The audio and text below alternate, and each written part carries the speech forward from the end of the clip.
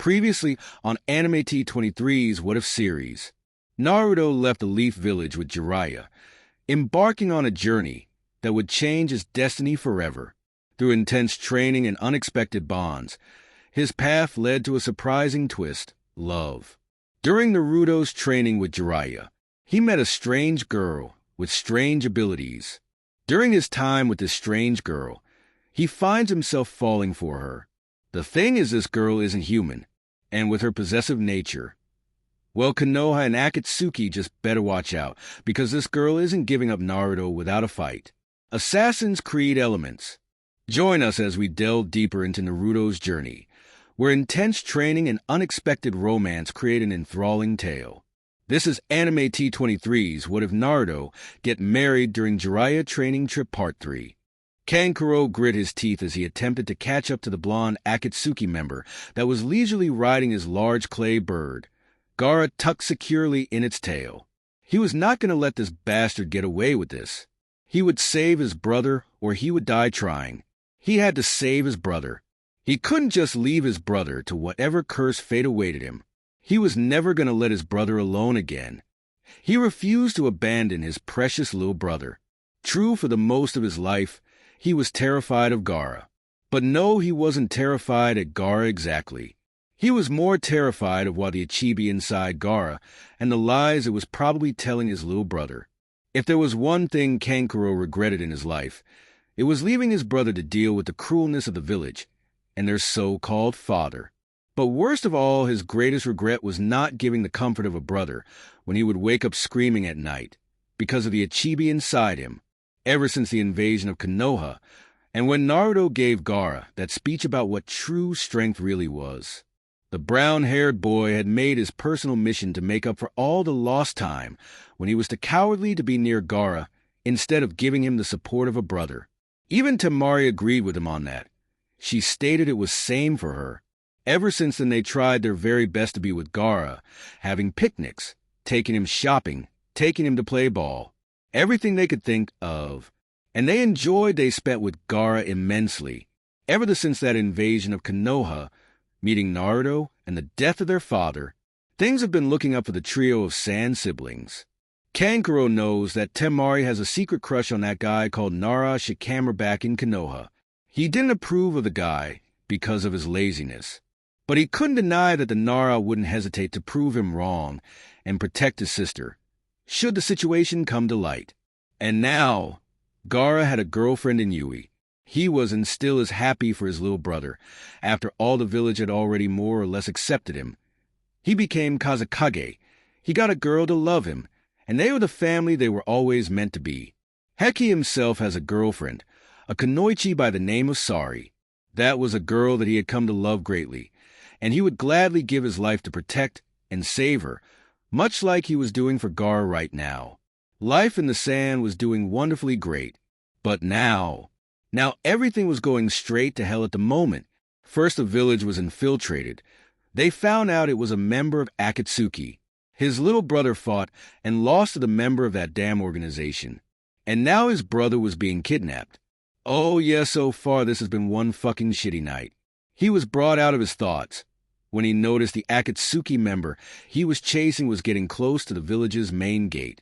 Canaro grit his teeth tightly and channeled chakra into his feet in order to increase his speed. It wasn't long before Canaro and Deidara finally reached the gate. And when they did, Deidara glanced behind him and gave a small, amused smirk. The blonde lifted his only arm and dropped some of his clay animals right on the cliffs of the village gates. Cancaro's eyes widened before he gave a mighty leap and landed roughly just outside the gate of the village. Just in time as well, as the entire village entrance caved in because of the explosives Deidara set off, causing a cave-in that blocked off the village's entrance. Canaro cursed at the situation he was in. He had no backup. He was up against an S-rank shinobi, and there was no way to retreat and get help. He only had one word to sum this all up: fuck. That's what our resident puppeteer wanted to say at the moment. However, he held his tongue when he noticed the blonde Akatsuki leisurely watching him with a smirk on his face while he sat on his bird's head, occasionally patting Gaara's head, a clear taunt to rile up Canaro. Kankuro bit the inside of his tongue so that he wouldn't do something reckless and lash out against the blonde. It was painfully obvious that the blonde had the advantage in the air. He gave the smug-looking Akatsuki member an angry and hateful glare. However, his eyes widened, and he frantically moved out of the way, and just in the nick of time as well, because had he stayed there, then he would have been sliced in half. Kankuro turned his attention away from Deidara, gave his attention to a hunchback Akatsuki member. His eyes were coldly glaring into Kankuro's own nervous ones. Kankuro gulped. Now there were two members of the Akatsuki he had to deal with. Oh, for the love of God!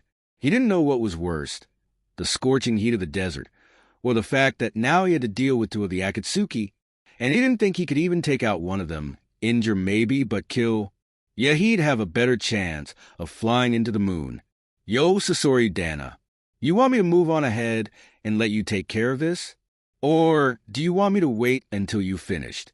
Deidara loudly questioned. Kankuro's eyes widened. Sasori, Dana, there is only one person in the entire world that I know who has the name Sasori, and that's Sasori of the Red Sand, the brown-haired puppeteer thought. You move on ahead, Deidara. I'll take care of things here. Now get moving. I hate to keep others waiting. Sasori responded, his voice cold and calculating. Deidara nodded. I understand, Sasori Dana. Have fun, the blonde said, right before he ordered his bird to turn around and continue its previous course. Hey, where do you think you're going? Get back here, fucker, Kankuro yelled, moving to chase after the blonde. However, he was suddenly forced to dodge a strike to his backside. It isn't wise to turn your back on your opponent. Boy, the hunchback member of Akatsuki darkly and coldly uttered. Kankuro narrowed his eyes at his opponent. He didn't move from that spot. Usually when someone attacks or moves even slightly, they would have to move. Even if the attack is so fast, it should have at least left a dust trail in the sand. The only person who could possibly move that fast is Konoha's Yandame Hokage and his Iration, and I doubt this hunchback guy can move that fast. Kankuro thought, assessing his opponent. I didn't expect the brat to actually dodge that attack. If anything, I would have thought he would be impaled right through because of his unawareness. But it looks like I underestimated him. I'm actually a little impressed, Sasori thought. Kankuro gulped down a wad of spit in his throat. There was only one way he was going to get through this guy, and that was to fight and kill him. Then he could pursue Gaara once more. However, that wasn't the problem. The problem was if he had what it takes to defeat a S-rank shinobi. Well, now it was about time for Kankuro to figure that out.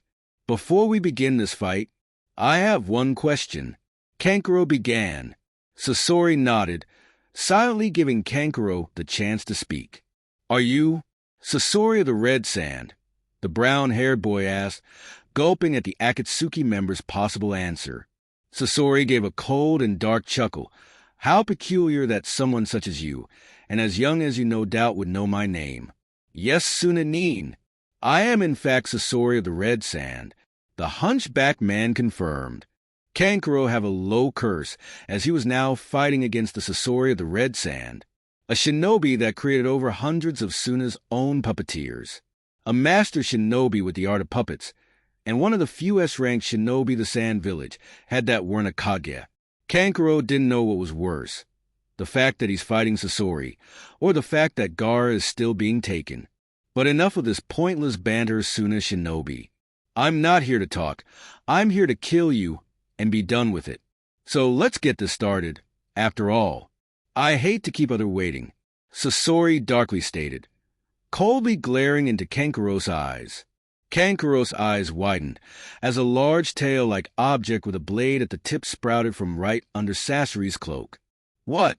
Kankuro shouted in disbelief, before he was forced to move quickly in order to avoid being impaled to the chest by the tail. The brown-haired boy channeled chakra into his fingers, creating chakra threads that immediately connected with the large bandaged object on his back. The bandages shredded, and Kankuro's Karasa puppet was now playing in the game. However, the Kankuro wasn't done just yet, and he opened 3 scrolls and unsealed the objects inside. The smoke cleared and it revealed Kankuro standing beside two more puppets. One named Kurori and the other named Sanshuo. Kankuro flexed his fingers, and Karasu quickly sprang into action and attempted to grab right on to the hunchback Akatsuki. However, Sasori quickly merely moved right and dodged the obvious attack. Then the tail-wielding Akatsuki jumped back to avoid the Kurori strike from the ground up. Sasori's eyes narrowed, and he launched his tail directly at the Karasu. Kankuro's eyes widened slightly at Sasori's quick retaliation, but he quickly manipulated the Karasu to move back to avoid Sasori's strike. Then the black-clad boy manipulated the Kurori into attacking Sasori from behind. However, the Akatsuki member was having none of that, and he simply encircled his tail around him and spinned it in an effective defense barrier. You're surprisingly not half bad, boy. But this is where I'm going to end this, I'm afraid, seeing as I'm keeping the others waiting. And I despise keeping others waiting, Sasori said in a tone of finality. Before Kankuro could even react, his Karasu was suddenly broken into several hundred pieces by Sasori's tail. The tail used its momentum to launch itself over to Kankuro. However, Kankuro acted quickly and manipulated the Sanshuo in front of him and activated its shield. That proved to be useless against someone like Sasori, as Sasori's tail completely veered off course and destroyed the Sanshuo's weak point, effectively destroying the Sanshuo. Taking this opportunity, Sasori quickly locked his tail once again towards Kankuro, and the black-clad shinobi was barely able to dodge Sasori's strike, receiving a small cut to his cut for his trouble. Damn it, Kankuro cursed. The brother of Gaara manipulated his final puppet, the Kurori, and attacked Sasori with the puppet attacking from the ground. Sasori merely jumped back to avoid such a strike, and again launched his tail to attack the last and final puppet. However, Kankuro wasn't going to let that happen, and he jerked his arm back, forcing the puppet to retreat. He warily gazed upon Sasori, only to be shocked when he saw the hunchback Akatsuki fading into sand. Shitwin didn't even have time to switch with a sand clone. The young shinobi's eyes widened in realization. It was back then, when I was going to chase after the guy who had Gaara when he was leaving. He used that moment to switch with a clone. He thought. The real Sasori came back into the fight by rising from the ground and once again launching his tail to strike Kankuro from behind. However, on pure instinct, Kankuro flexed his fingers, and the Kurori moved in front of Sasori's tail, taking the full force of the attack and being destroyed in the process. Damn it! Kurori! Karasu! Sanshuo! Kankuro shouted. Someone as young as you were an impressive opponent, boy. I am actually quite glad that a puppeteer such as you came along. It actually renewed my faith in future puppeteers. I wonder, though, had I not left the village, would you be calling me Sasori Dana instead of Deidara? Sasori mused. Oh, well, it doesn't really matter. It's time to finish this. For what it's worth, I haven't had this much fun in a long time, soon as shinobi. No Sabaka no Kankuro, Sasori stated. Kankuro suddenly felt his entire body go stiff, and he fell to the ground as his body felt entirely weak. Poison. But when did he? Back then when that tail of his scraped my cheek. He thought. Goodbye, Sabaka no Kankuro, Sasori said, right before his tail lashed out and struck out against Kankuro. However, in a last act of defiance, Kankuro manipulated the head of Karasu to veer the tail off course, and used another part of Karasu's hands to try and slit Sasori in the throat. On pure instinct, Sasori dodged. However, a small piece of the cloth wrapped around his lower face. Seeing a chance to somehow gain a small victory in this fight, Kankuro manipulated a hand that nearly slit Sasori's throat and made it grab the flying piece of cloth that was ripped off of Sasori. Kankuro gave a small smirk at the small victory. Well, it appears you are quite stubborn about maintaining that weakening life of yours. I was planning on giving you a quick death as a sign of respect, but I will allow you to live since you're so stubborn about it, Sasori said. At the most you have 3 days. 3 days of undeniable pain before you are allowed to finally die. Goodbye, Sabaka no Kankuro. It truly was quite fun while it lasted, but it's time for me to go, After all, I've kept the others waiting long enough. With those parting words, the hunchback Akatsuki member leisurely began his trek towards his comrades. Canaro soon began to feel his body get weaker and weaker. Black spots began to fill his vision, and all sounds were fading out.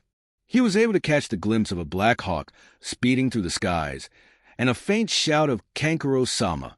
Before darkness overcame his being, Naruto barged into the Hokage Tower, ignoring all the other people who stared at him in shock and disbelief, and marched his way upstairs to the Hokage's office, ignoring the secretary about him needing an appointment. Sorry, bitchy human, but we are in a serious rush. Please try again in, say, 3 to 4 days. QB grimly joked. There wasn't even a hint of mirth in the giant fox's tone, just restrained anger and rage. Don't worry, QB. I'll try my best to save your sibling from whatever hell awaits him. Naruto thought. QB snorted. What makes you think I care about what happens to my siblings? I am the king of the Bijou, and a king never worries over his subjects. QB stated. Even so, QB, what is a king without his subjects? The blonde shot back. A very politically powerful motherfucker that make your life fucking miserable any fucking second of your life, and basically have you by the fucking balls for the rest of your life? The QB stated, an innocent tone in his voice. Naruto rose an eyebrow. That can be somewhat true. But the fact remains, a king is nothing without his subjects, and even then the king is not the true king. The blonde responded, oh no, not this damn thing again about the true king.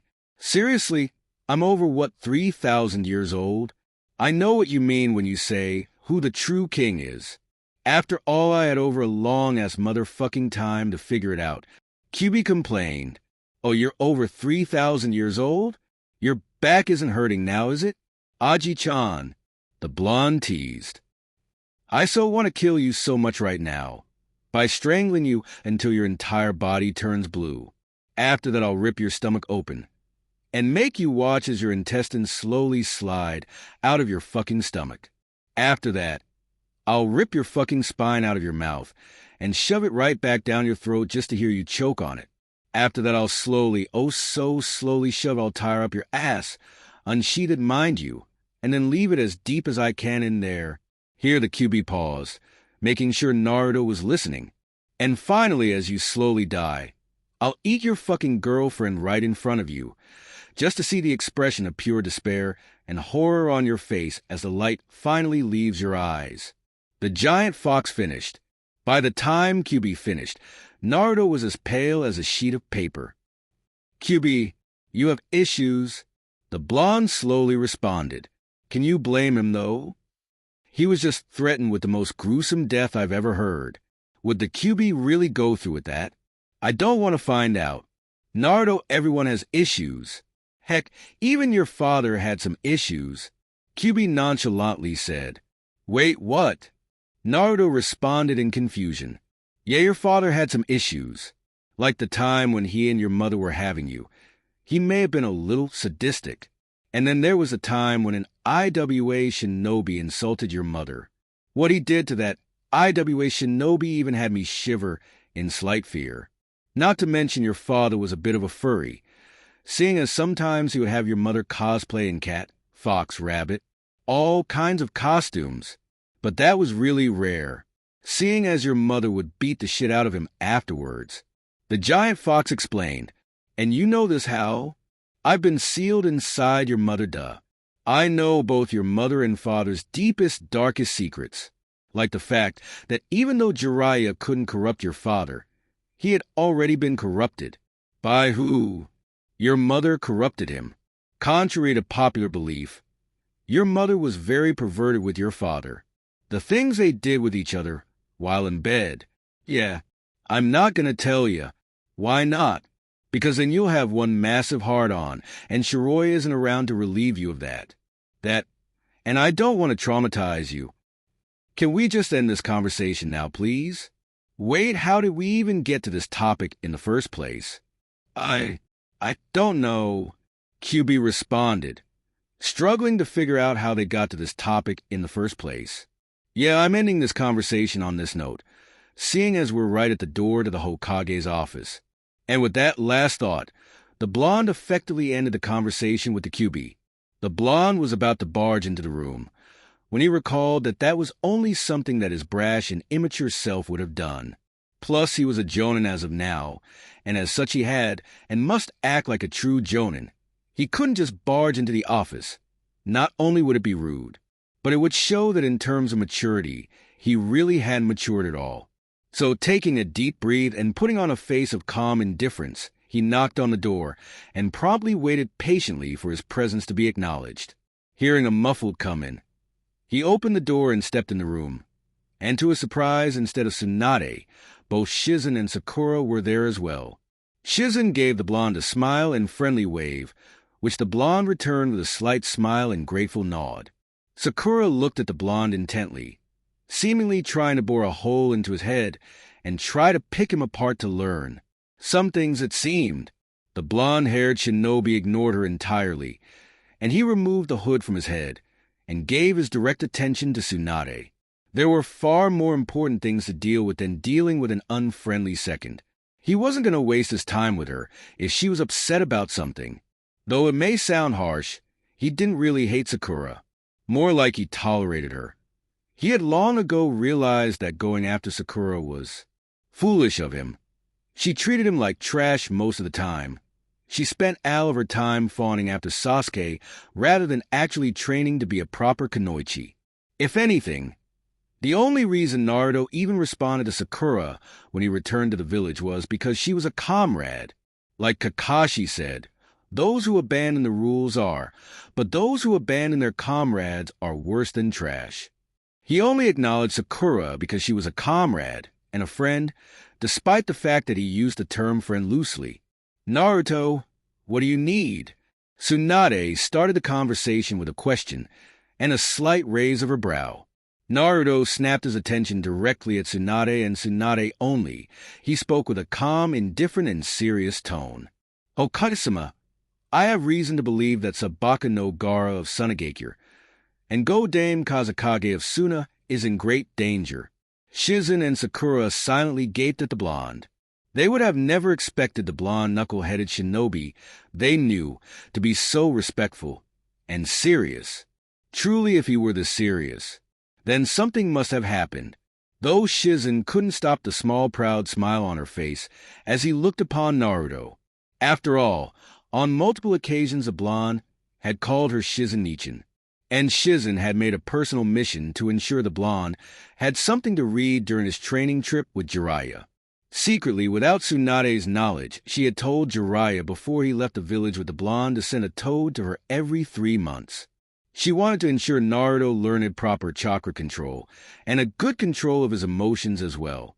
So whenever a toad poofed in front of her, she would take to a library, acquire some books on multiple ways on chakra control and emotional control, and send to the blonde as a gift in order for her to help even the tiniest bit in his training. Of course, she told Jiraya to keep this a secret until the blonde reached an excellent level of both emotional control and chakra control. And she was extremely proud that the blonde had literally shattered her expectations.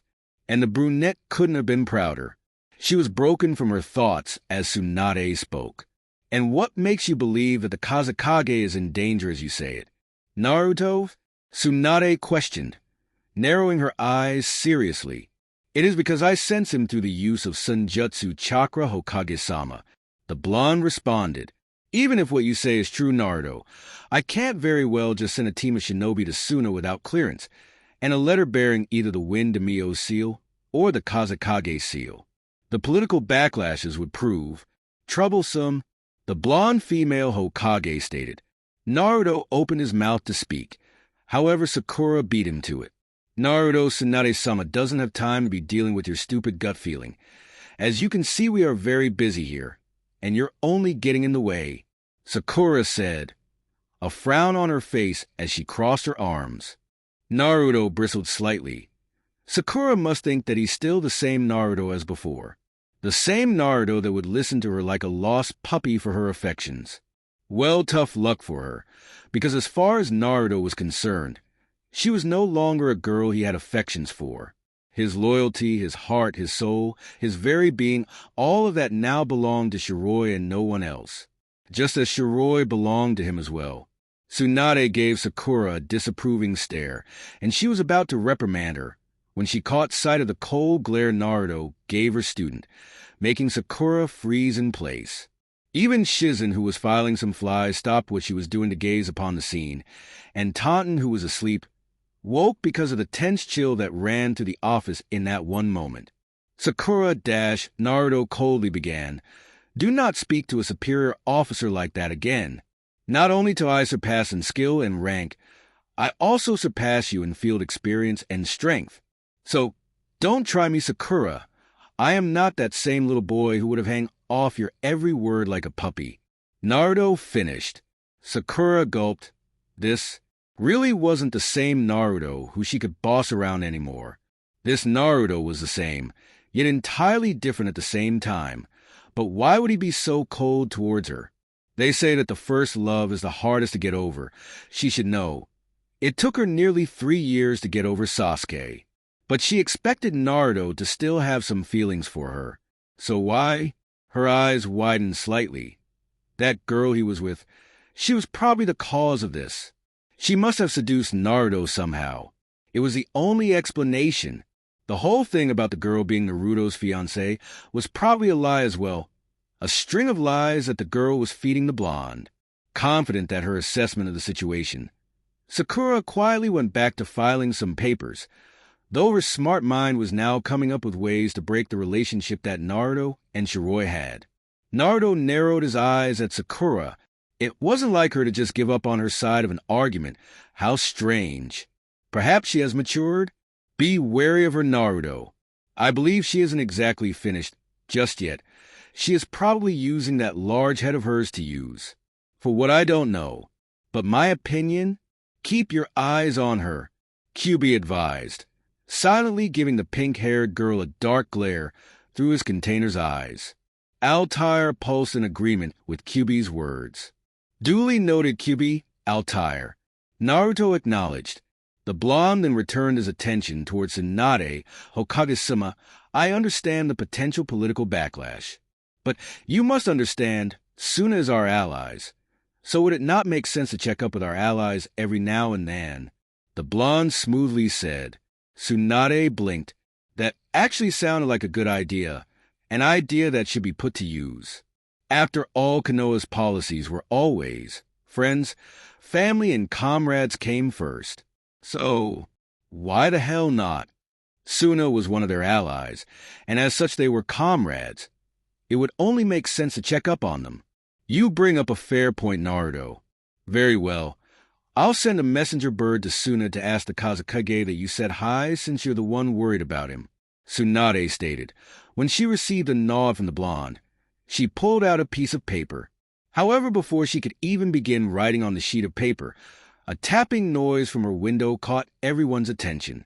Tsunade turned around in her chair, and there tapping her window impatiently was a black hawk. Raising an eyebrow, the blonde Hokage stood from her chair, opened the window, and removed the scroll strapped on the hawk's back. She carefully opened the scroll and read it. She blinked and reread the scroll several times before she sat back down on the chair with a heavy sigh. Naruto the female Hokage grimly began. You were right. As of right now, Sunagakure is under code black. The Kazekage of Suna has been kidnapped by Akatsuki.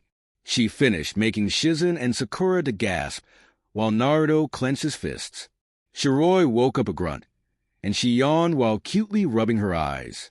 She shook her head slightly, as to erase whatever tiredness remained in her body. She glanced to the other side of the bed, and the second she noticed Naruto wasn't there to be her morning cuddle bear, the sleepiness was slapped right out of her. She gave a small frown. Before the scent of breakfast made its way into her nose, her mouth watered slightly. Before she shook her head, she was a lady. It wasn't proper for her to be drooling over breakfast, even though Naruto made some of the best breakfast she had ever had the pleasure of eating. She couldn't resist the urge any longer, and she shot out of the bed and blurred down the stairs, where she then shot right down into the couch, and right in front of the delicious aroma she was smelling. She licked her lips hungrily as she caught sight of her breakfast, an entire stack of pancakes with butter on the top with a large amount of syrup on it, 3 sunny cooked eggs to the side, with 5 pieces of bacon on the other, and finally 3 pieces of cooked turkey ham spread out among them. A large glass of tomato juice was off to the side, and a napkin was right next to it containing fork and a small knife on it. She licked her lips again. This was her favorite type of breakfast, especially when Naruto made it. He always cooked it just right for her. He knew that she didn't like it too well done or overcooked. She preferred it to be somewhere in the center of the two. She eagerly picked up the knife and fork and began to devour her breakfast at steady and slow pace, making sure to savor it. After 7 minutes, she downed a glass of tomato juices and she gave a small burp. However, she made sure to cover her mouth. She muttered a small, "Excuse me," before she glanced around the room and she noted a note on the table. Raising an eyebrow, she picked up the note and she instantly understood Naruto's handwriting. Once she was done reading the note, she narrowed her eyes and she quickly moved up the stairs to get dressed into her clothes. It appears Akatsuki had finally made their move. Oh, how Shiroy was going to enjoy breaking them, until they were nothing but brainless husks. She quickly got dressed in her usual clothing, and she was about to step outside the room before she stopped. She slowly looked towards one of her shelves, and a dark, malicious, and sadistic grin crossed her features. She moved to the shelf, and she grabbed a scroll labeled Zero-chan. The dark grin on her face merely grew, and with barely restrained glee she channeled Yuki into the scroll. A small red puff of smoke went up, and it slowly cleared to reveal a small doll with elf-like ears. Shoulder-length green hair. The small doll wore a black dress with a large white neckerchief worn like a cape and a blue necktie.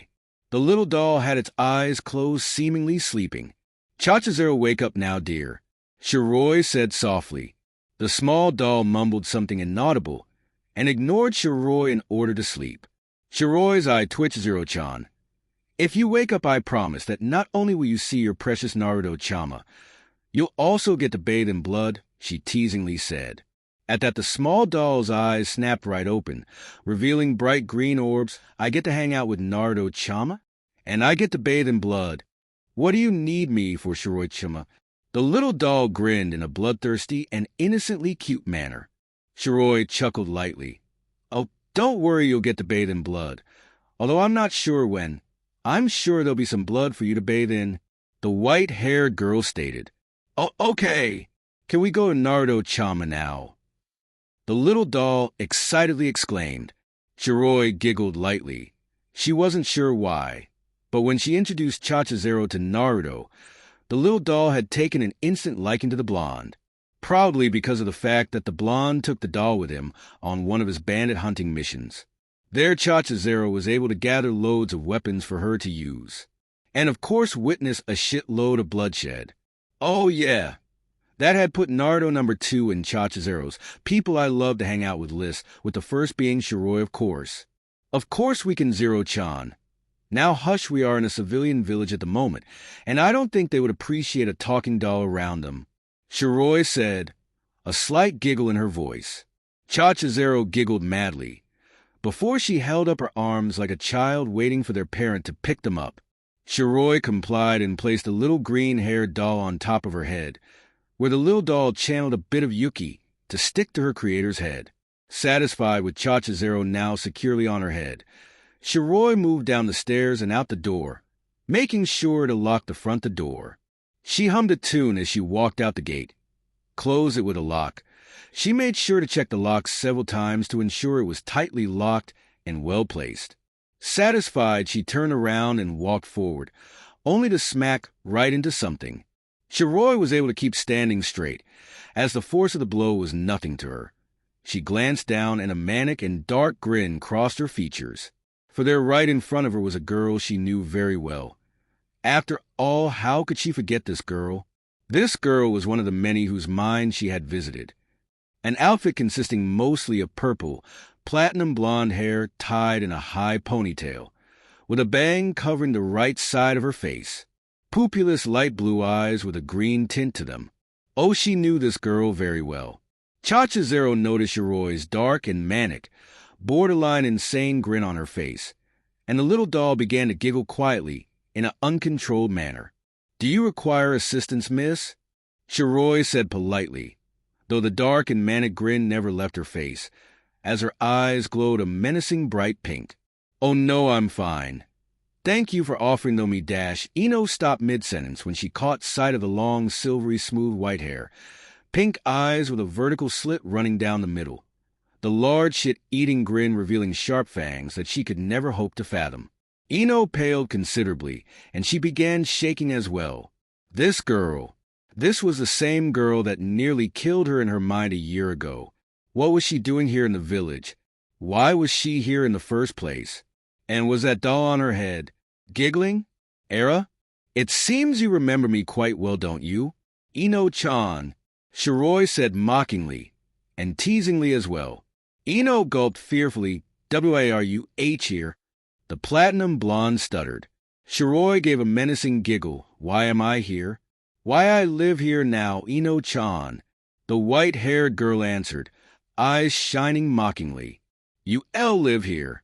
Ino exclaimed, a horrified expression on her face. "Well, Naruto-kun lives here, does he not? As such as his dear loving fiancé. I must live with him as well," Shiroy said, her eyes flashing a bright pink for a moment as she moved closer to the platinum blonde. Ino began to back away in a fearful manner. She tried to gather chakra for a body flicker, but one burst of Shiroy's yuki was enough to paralyze her with fear. Shiroy chuckled darkly. "You don't actually believe you can escape me, do you?" she rhetorically asked, her fangs lengthening slightly. Atop her head, Chachazero was giggling innocently and uncontrollably. Ino gulped once more before she shakily shook her head. Shiroy chuckled darkly and sadistically. "Good you are learning. Good girl," she spoke, patting Ino on the head like a pet. Her smirk grew larger when Ino flinched. "Why you mentioned Naruto was your fiancé?" Ino asked, keeping her wary eyes on the white-haired girl. "Why, yes, Shiroy purred. "He is my fiancé, my lover, my Naruto-kun," she confirmed, her eyes gaining a possessive gleam. "Why you're talking about him like an object again?" Ino said, mustering up the courage to speak. Shiroy gave Ino a stare that said the platinum blonde was beneath her. "Is that what you think?" she muttered. She moved her hand to the crook of her neck and slightly pulled down the collar of her shirt, revealing the Uzumaki swirl with two blades crossing behind it. "Naruto-kun is mine, just as I am his. His heart belongs to me, and my heart belongs to him," she stated. "Someone such as you, this village, its people, I despise all of you. The only reason you all are not yet dead by my hands is because Naruto wants to protect you all.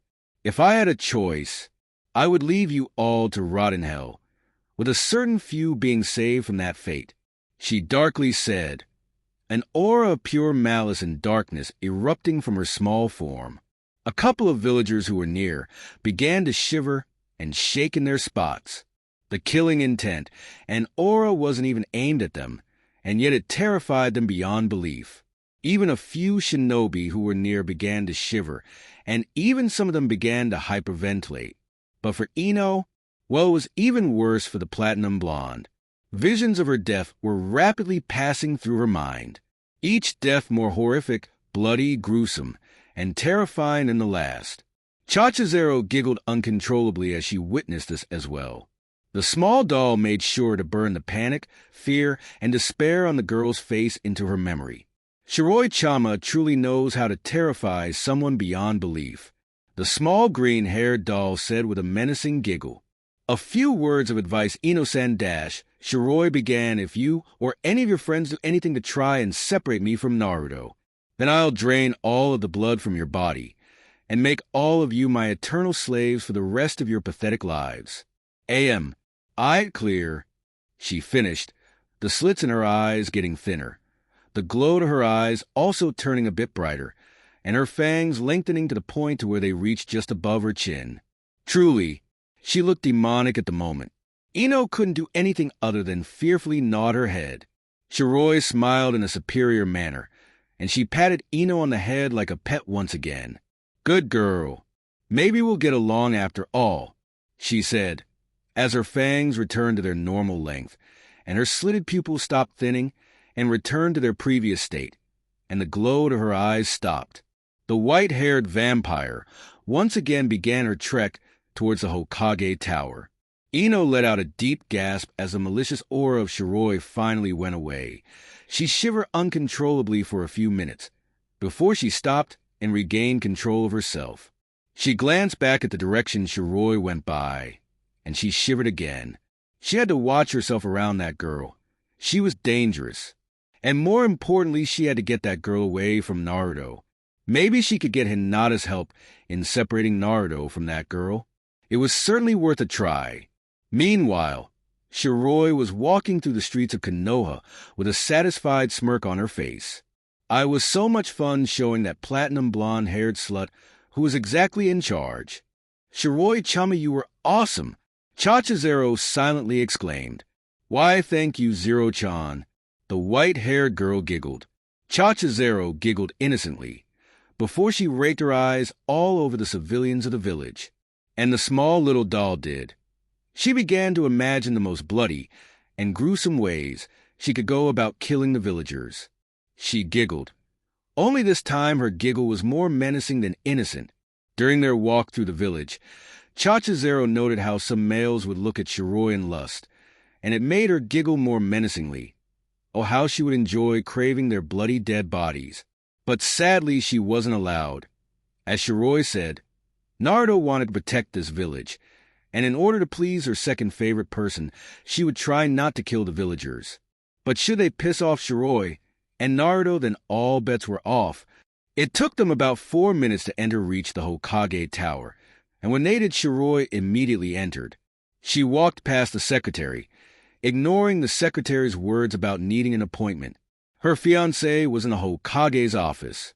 She didn't need a damn appointment, because she was soon to be Uzumaki Shiroy, and as such she was automatically better than all the villagers in the village, including that slutty-looking secretary. She walked up the stairs, and when she reached the room she was looking for, she stopped. She hummed for a moment, before she shut her eyes. She lightly spread out her yuki in order to sense the presence of those in the room. It looks like Tsunade is in there, of course. Naruto-kun is there as well. I think that pink-haired wench is in there too, but who's this third presence? Interesting, I think that's Tsunade's assistant Shuzi. Naruto did tell me a bit about this Shizen, about how he viewed her as a sister figure. Interesting, the white-haired girl thought, having sensed the people who were in the room. Shiroy made sure that her hair was well done. Speaking about her hair, where the fuck were her pigtails? Why wasn't her hair in its usual pigtail fashion? Damn! She must have forgotten to place it in a pigtail fashion, because she was in a rush. But come to think of it, Naruto did say that he liked her hair better when it wasn't in its pigtail fashion. He said it made her seem more beautiful when it was flowing freely down her back. It was decided from now on she was going to let her hair flow freely down her back. Without any further interruption, Shiroy opened the door, making sure to knock first and receive permission to enter. When she entered the room, she was aware of how all attention shifted to her. Naruto gazed upon his beloved fiancée, and when he caught sight of her beautiful silver hair out of its usual pigtails, he promptly blushed. Tsunade gazed upon her godson's fiancée with a friendly expression and slight relief. After Tsunade received the word message about Gar being captured, the blonde had nearly blown a gasket. The blonde Hokage tried everything she could to calm the blonde down, but nothing worked, barely. But when Shiroy entered the room, the blonde's anger and frustration promptly disappeared. It was like her mere presence was enough for the blonde to calm himself. Shizen looked upon Shiroy with interest. This was the girl that she often heard about in Jiraya's letters. Truly the girl was beautiful beyond compare. Sakura looked at the girl with an intense stare, and she began to compare herself to the silver-haired girl. She was proud to note that even though her breasts were at least B-cup, that they were a bit bigger than the silver-haired girl's, as she had A-cup breasts. Thus Sakura's own breasts were a bit larger. Then she began to compare the curves they had, and Sakura felt as if she had been punched in the stomach. The girl's curves were better than any girl she had ever seen. She nearly had a perfect hourglass figure. Her hips were small but narrow, long, smooth legs that seemed to go on forever, even though she was shorter than her. How could such a small girl possess such a figure? Her small pink lips were enchanting and desiring. Her skin was pale and seemed as though they could forever shine in the moonlight. Her long, silvery white smooth hair that reached her knees, with two slightly spiked bangs framing her face and stopping at her chest, and Heim-style bangs covering her forehead. Her eyes were a beautiful and unique bright pink with vertical slits. She could swear that when the silvery-haired girl smiled, you would see fangs. All in all, the girl may have been petite, but she was still extremely beautiful nonetheless. It actually made Sakura go into a small fit of depression. Just, how could she compete with this girl? Foolish Sakura, no one competes with Shiroy and wins. Just ask Jiraya. He'll tell about how he has never once beaten Shiroy in a game of chess. So basically, Sakura, if you try to compete with Shiroy, you are going to lose badly. So badly that it would be a complete embarrassment. But you can't even hear me, can you, Sakura? After all, that would be breaking fourth wall, and we can't let that happen, can we? Anyway, back to the story. Naruto-chama, Chachazero excitedly shouted, launching herself from Shiroy's head and onto Naruto's spiky-haired mess. Hey Zero-chan, Naruto greeted nervously. Oh, sweet Kami, it's that doll from hell, Kyubi shouted, staring at the doll with caution, and was that fear that passed through Kyubi's eyes? Blasphemy. He was the almighty Kyubi no Kitsune. He didn't fear something as ridiculous and moronic as a huggable and lovable doll. It was just blasphemy. Kyubi held his head up high and retreated into his cage. Not out of fear.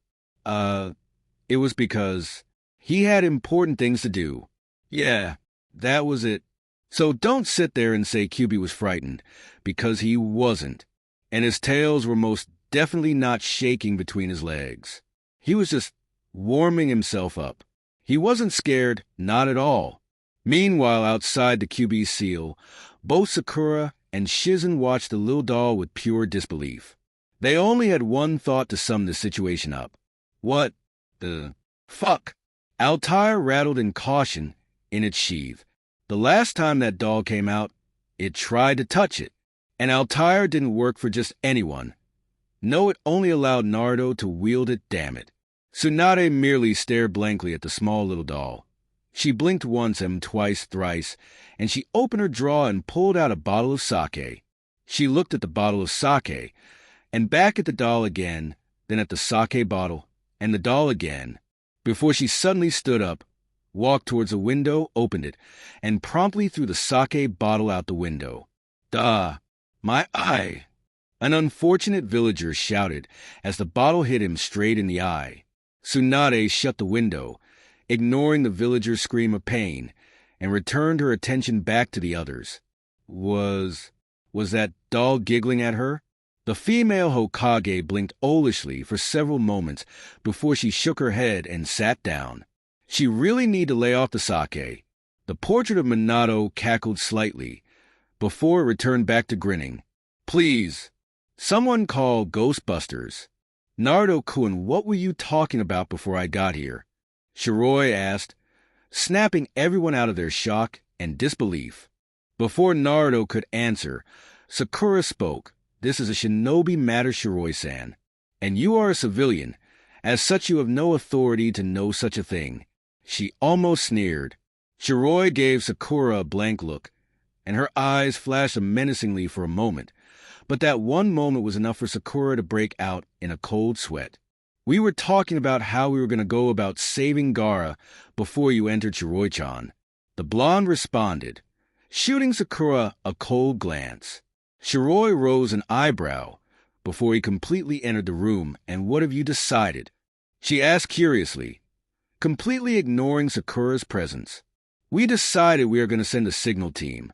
Not to mention, this is an excellent opportunity to test out Naruto's leadership skills. so he will be in charge of this mission, while a senior jonin will assess as him. Tsunade answered. Oh, interesting, Shiroy muttered. For this mission, the team needs to be small but effective.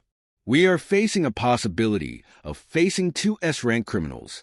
I would bring along another team, but Team Guy is not in the village at the moment, and if I recall you gave the other Rookie 9 a few days off current.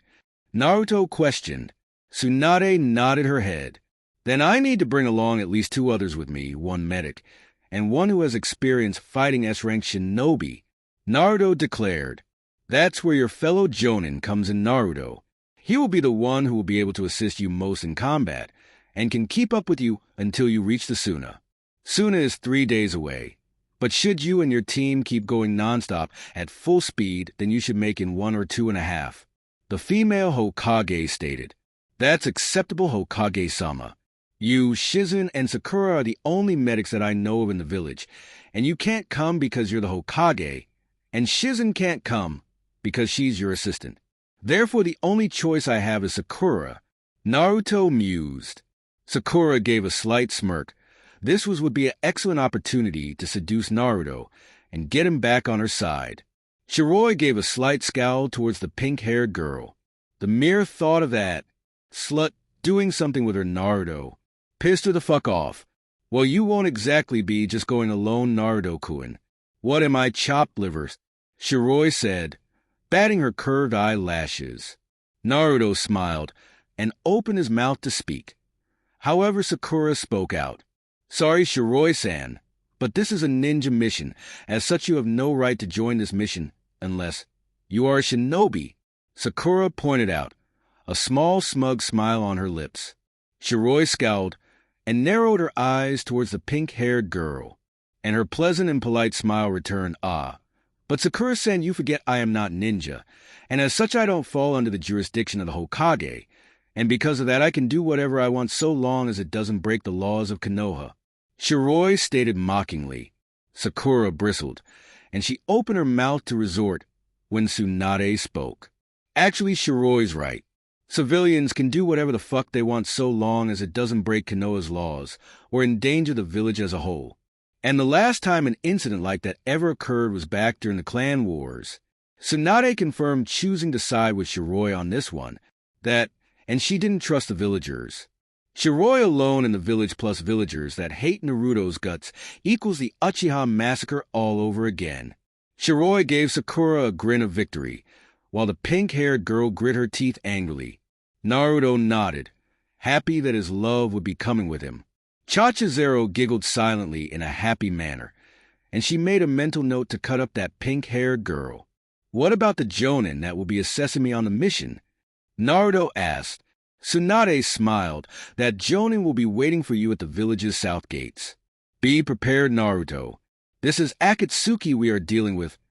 They might take this as a perfect opportunity to capture you, Tsunade warned. Naruto gave Tsunade a reassuring smile. Don't worry, Tsunade-bachan. I'll be sure to come back. Naruto reassured. I'll be waiting at the south gate, Sakura, Shiroy, Naruto stated, before he disappeared in a blur of speed, with Chachazero giggling happily. Shiroy gave Naruto a smile before he disappeared. When he did, she turned around and gave Sakura a blank stare. She narrowed her eyes slightly before she silently moved towards the door. She gave Sakura a dark and malicious glare before she left out the door. Sakura gulped, and she moved for the door, but stopped when Tsunade called her name. Yes, Tsunade-sama? She asked. Sakura, I don't know what your problem is, but if you don't shape up and loose whatever hostilities you have with Shiroy, I promise you, you will regret ever looking at her the wrong way. I understood. Haruno Sakura, Tsunade lowly and dangerously said, giving Sakura a piercing stare. Why, yes, Tsunade-sama. Sakura stuttered, her head held submissively down. Good, now go, Tsunade ordered. Sakura quietly bowed and left the room. Tsunade-sama? Shizen uttered questionably. Shizen, I get the feeling someone in this village is going to do something stupid. And when that happens, I won't save them from their own foolishness. Tsunade sighed out. What do you mean, Tsunade-sama? The black-haired assistant asked. I know you saw it, Shizen. The loving yet possessive look Shiroy would give Naruto. Jiraya told me that girl was possessive of Naruto, and her possessive gets worse when another female that is Naruto's age is around. Jiraya told me that despite Shiroy's excellent manners and polite attitude, she can be animalistic and feral when she believes someone or something is trying to take away the person she loves. Tsunade explained, I fear that there will come a point in time where another girl in the village is going to try and take Naruto away from her, and Shiroy will instinctively feel the need to mark her territory, and it will be just one large bloodbath. With Shiroy at the top, Tsunade blankly finished, looking upon the village through her window. We can only pray and hope the villagers don't do anything foolish with Naruto or Shiroy. Tsunade-sama, Shizen solemnly replied, Yeah, but why do I get the feeling this is just a calm before the storm? The blonde Hokage uttered. Sasuke groaned in complete and utter agony. He couldn't take it anymore. So much pain. He cursed the person responsible for the pain he was going through 1,000 times over. Why did he have to go through this? He was starting to think maybe, just maybe it was a mistake leaving Konoha. Nah. How else was he going to kill Itachi? Now you may be asking what was making Sasuke groan in pain so much. Well, the answer was oh so simple. The answer is, bitch. Maybe if you practice your make my fucking dinner by the time I get home, just so you wouldn't be experiencing this kind of pain. Tia angrily said, twisting and folding Sasuke's legs and arms at odd angles. Sasuke grit his teeth as he felt his bones creaking from the strain. And I told you, bitch. I am an Uchiha. I don't make dinner. Sasuke managed to say through the pain. Bitch. Tia yelled, slapping Sasuke roughly on the head. Don't talk back to your master fucker, she said, continuing to twist and fold the dark-haired boy's legs and arms, only this time more roughly. This time Sasuke could not stop the scream of pain from erupting from his lips, making Tia smirk darkly and sadistically. That's right, bitch scream. It tells me I'm doing something right, Tia gleefully yelled. This was the scene Kabuto walked in on, and he watched the entire scene with amusement. It felt refreshing watching Sasuke get treated like this. Kabuto cleared his throat, gaining Sasuke's and Tia's attention. Sasuke used this opportunity to body flicker away from the angry harpy. Hey, shitstain, did Orochimaru finish stretching your ass sideways? Tia asked in an innocent tone. Kabuto twitched, but didn't do anything else but look at Sasuke. Sasuke can dash. He began with a smirk on his face. It appears Akatsuki has made their move. He finished. HN, I have no interest in that organization. My only goal is to find Itachi and yendi him. Sasuke darkly stated. But Sasuke-kun, did you forget that Itachi is a part of Akatsuki? Kabuto countered. Sasuke frowned. I could care less. As I said, if it wasn't Itachi that made his move, then I have no interest in their activities. The dark-haired boy said. Kabuto shrugged silently, very Sasuke-kun. I guess I can understand that, the silver-haired spy said before he left the room. Tia, now sure that Kabuto was gone, slowly turned her head toward Sasuke.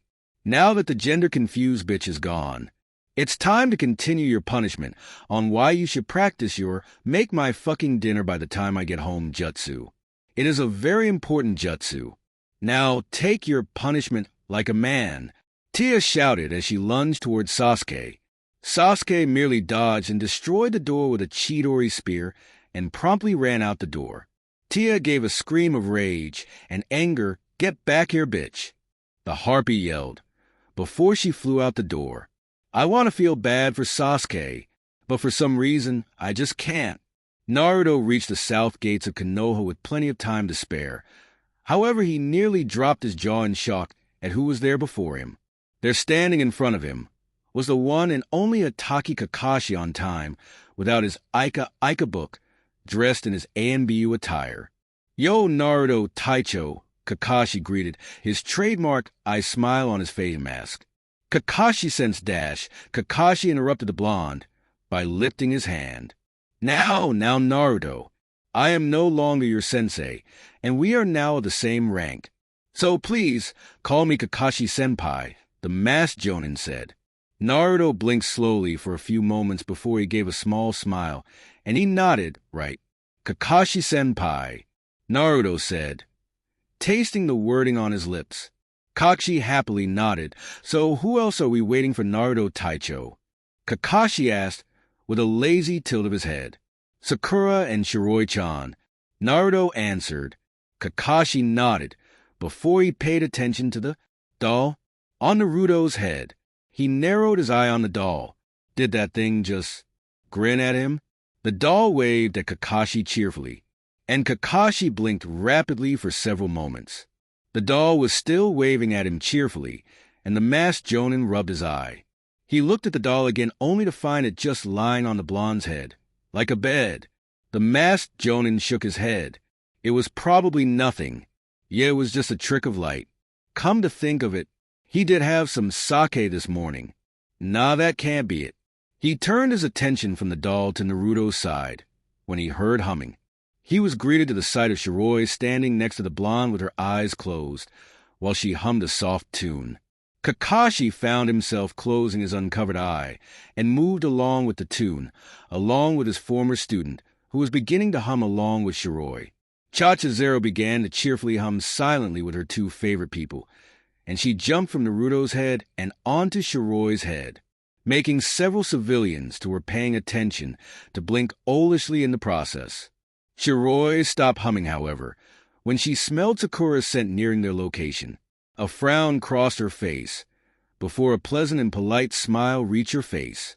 Sakura-san, so glad you could join us, she loudly said, gaining everyone's attention. Sakura didn't say anything, other than walk past Shiroy.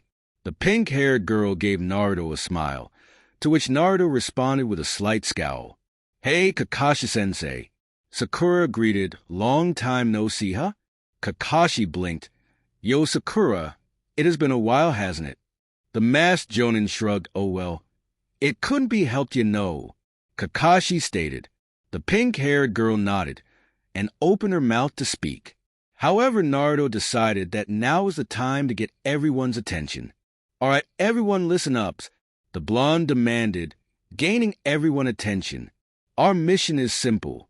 To save Sabaka no Gaara from the hands of Akatsuki, first we will move at our top speed through the forests of the Land of Fire. Shortly after we will take a break, when we are near the desert. After that we will run through the desert nonstop until we reach Suna. When we reach Suna, we will ask for more information regarding the two members of Akatsuki they fought. After that, we will begin our hunt for Gaara and the Akatsuki members who took him, the blonde said, explaining his plan to the others. Kakashi nodded his agreement to the plan. It may prove to be a bit overkill, but it would be effective nonetheless. He just hoped he could keep up. I hope these pathetic meatbags can keep up with you and your mate Naruto. QB commented. Altair pulsed in agreement. See, even the sword agrees with me.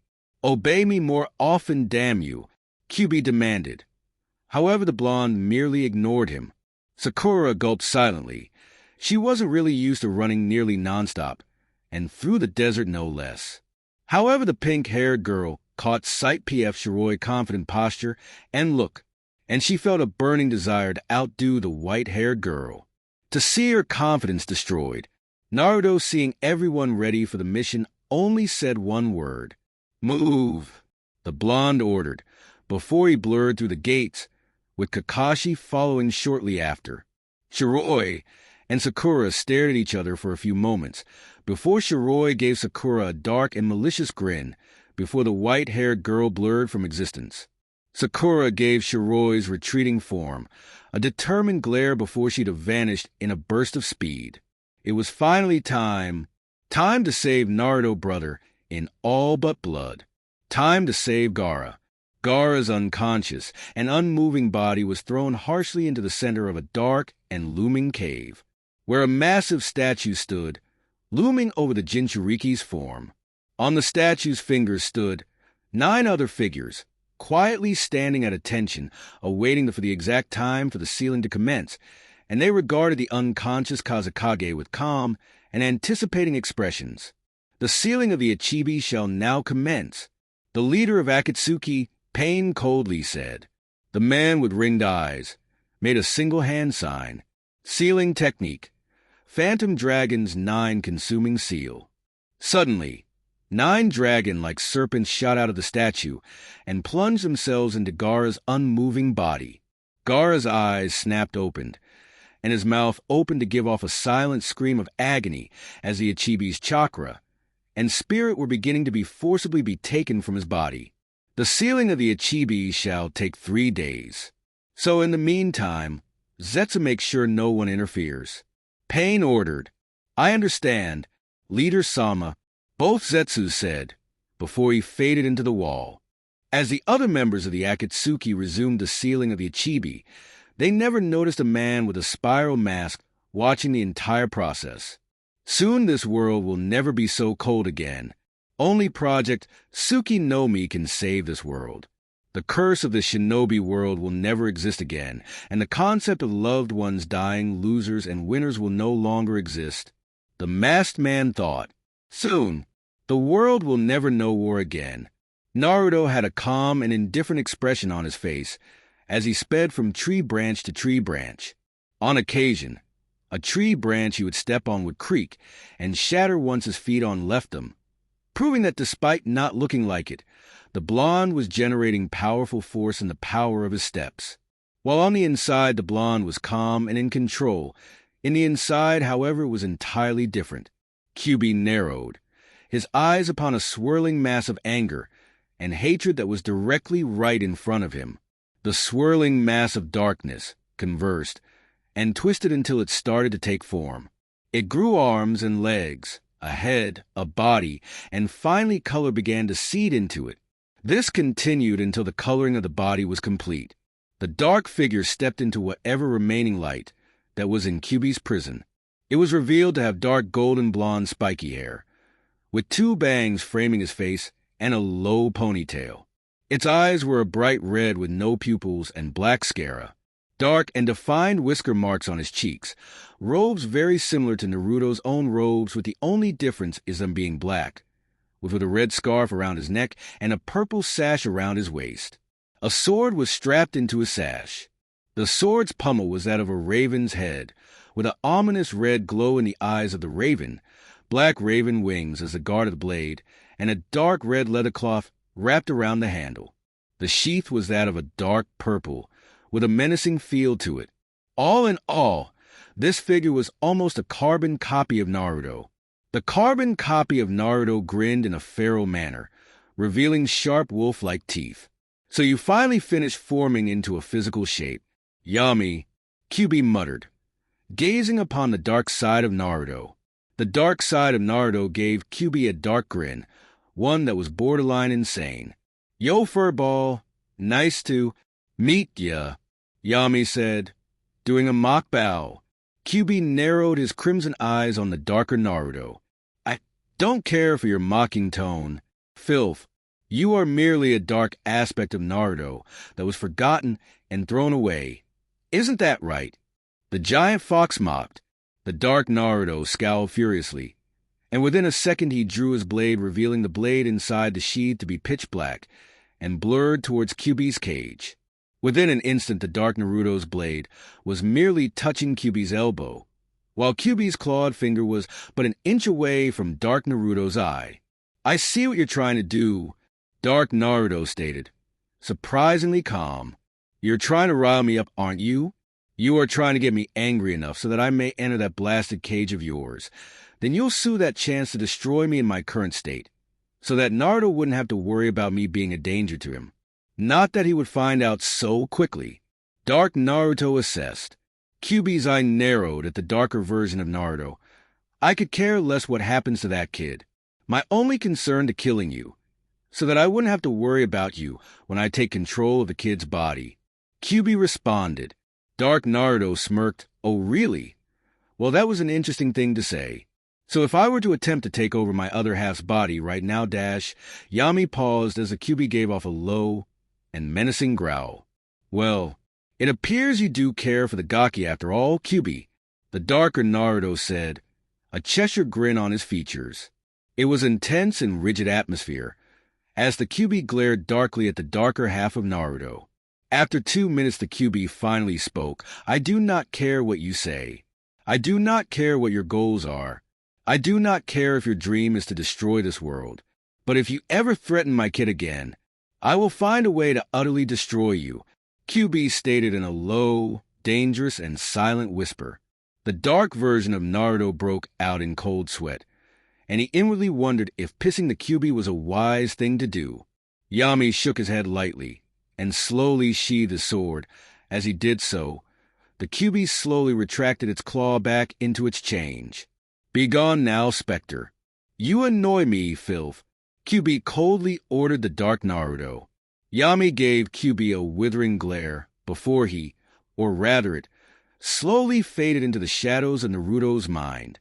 The Kyuubi kept its steely gaze upon the exact spot of where the Spectre was, and the fox narrowed his crimson eyes. Kyuubi waited for several moments, and when it was sure that the Spectre's presence was gone, he laid his head on his forearms and lazily kept his eyes half-lidded. The Kyuubi mused on when exactly this dark Naruto began to form.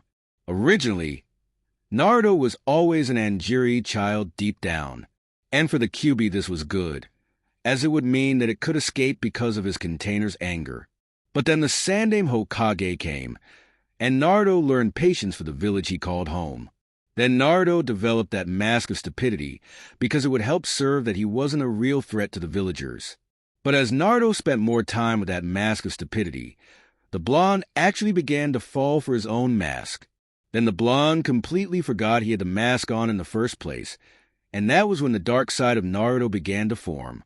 As the years went by, Naruto subconsciously suppressed his anger, fear, sadness, and hatred, until it just began to form into one another aspect of Naruto's personality. The Kyuubi realized the potential threat to its container's sanity, and promptly locked it away deeper into Naruto's subconscious.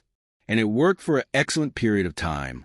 However, when Naruto met Shiroy, and as they spent time together, as they began to interact more, and as their love for each other grew, so did Naruto's subconscious anger with Konoha, as they denied him all these feelings related to Shiroy. And though Shiroy did not know, she had been indirectly helping the darker version of Naruto grow stronger. With each time she bit into Naruto's neck to drink blood, or because she just wanted to taste her mate in any way besides in sexual activities, the dark subconscious of Naruto would steadily and almost unnoticeably take a small amount of Shiroy's Yuki. However, it was almost unnoticeable, as sometimes Shiroy would remove herself from Naruto's neck and give it a strange look, before she would lightly shrug and continue drinking the blonde's blood. Kyuubi himself could remember just how, and when exactly he himself had noticed this development. Kyuubi lazily opened his eyes, and the giant fox released a long and drawn-out sigh as he looked around the sewer that was Naruto's mindscape. Seriously, he had seen rats with better mindscapes, and that was saying something. The Kyuubi mused on what it could do. Perhaps it could daydream about being released from the seal again, or perhaps maybe it could just see if it could mess with his container for a little while. So the Kyuubi decided to look through his container's eyes, only to see his container on yet another date with Shiroy. The Kyuubi felt his maw twitch upwards before he forced himself to scowl, though it didn't stop the feeling of pride to well up in his chest. The Kyuubi cut off the link, as it decided its container deserved whatever privacy he had. Kyuubi once again looked around his container's mindscape, inwardly hoping to find something to do rather than sleep. Drip, drip, drip.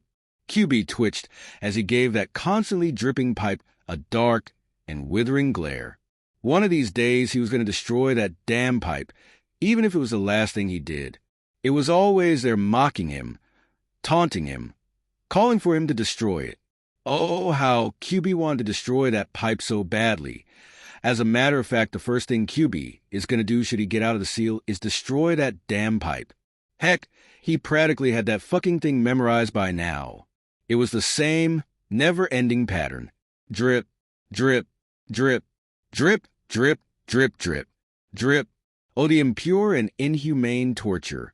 QB was about ready to begin pacing around the cage before he caught sight of something interesting, a steady line of Yuki that was being almost unnoticeably redirected.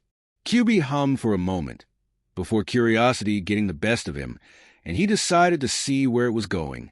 He created a small crimson-red eye with a slitted pupil out of his chakra and sent out of his cage. He telepathically ordered the eye to follow the stream of Yuki. After several minutes of navigating through the sewage maze that was Naruto's mind, the QB finally found where the stream of Yuki was heading towards, and the gigantic fox rose an eyebrow at what he saw. It seemed as though the stream of Yuki was being steadily absorbed into a blob of dark mass. Interesting, QB thought, staring intently at the dark mass. However, the QB blinked as the mass began to twitch, and then it slowly took on a form. The form of a hand that was currently giving him the middle finger. QB blinked, before he gave off a low growl and unleashed a small amount of his killing intent. The dark mass shivered in fear, and QB gave off a pleased smile.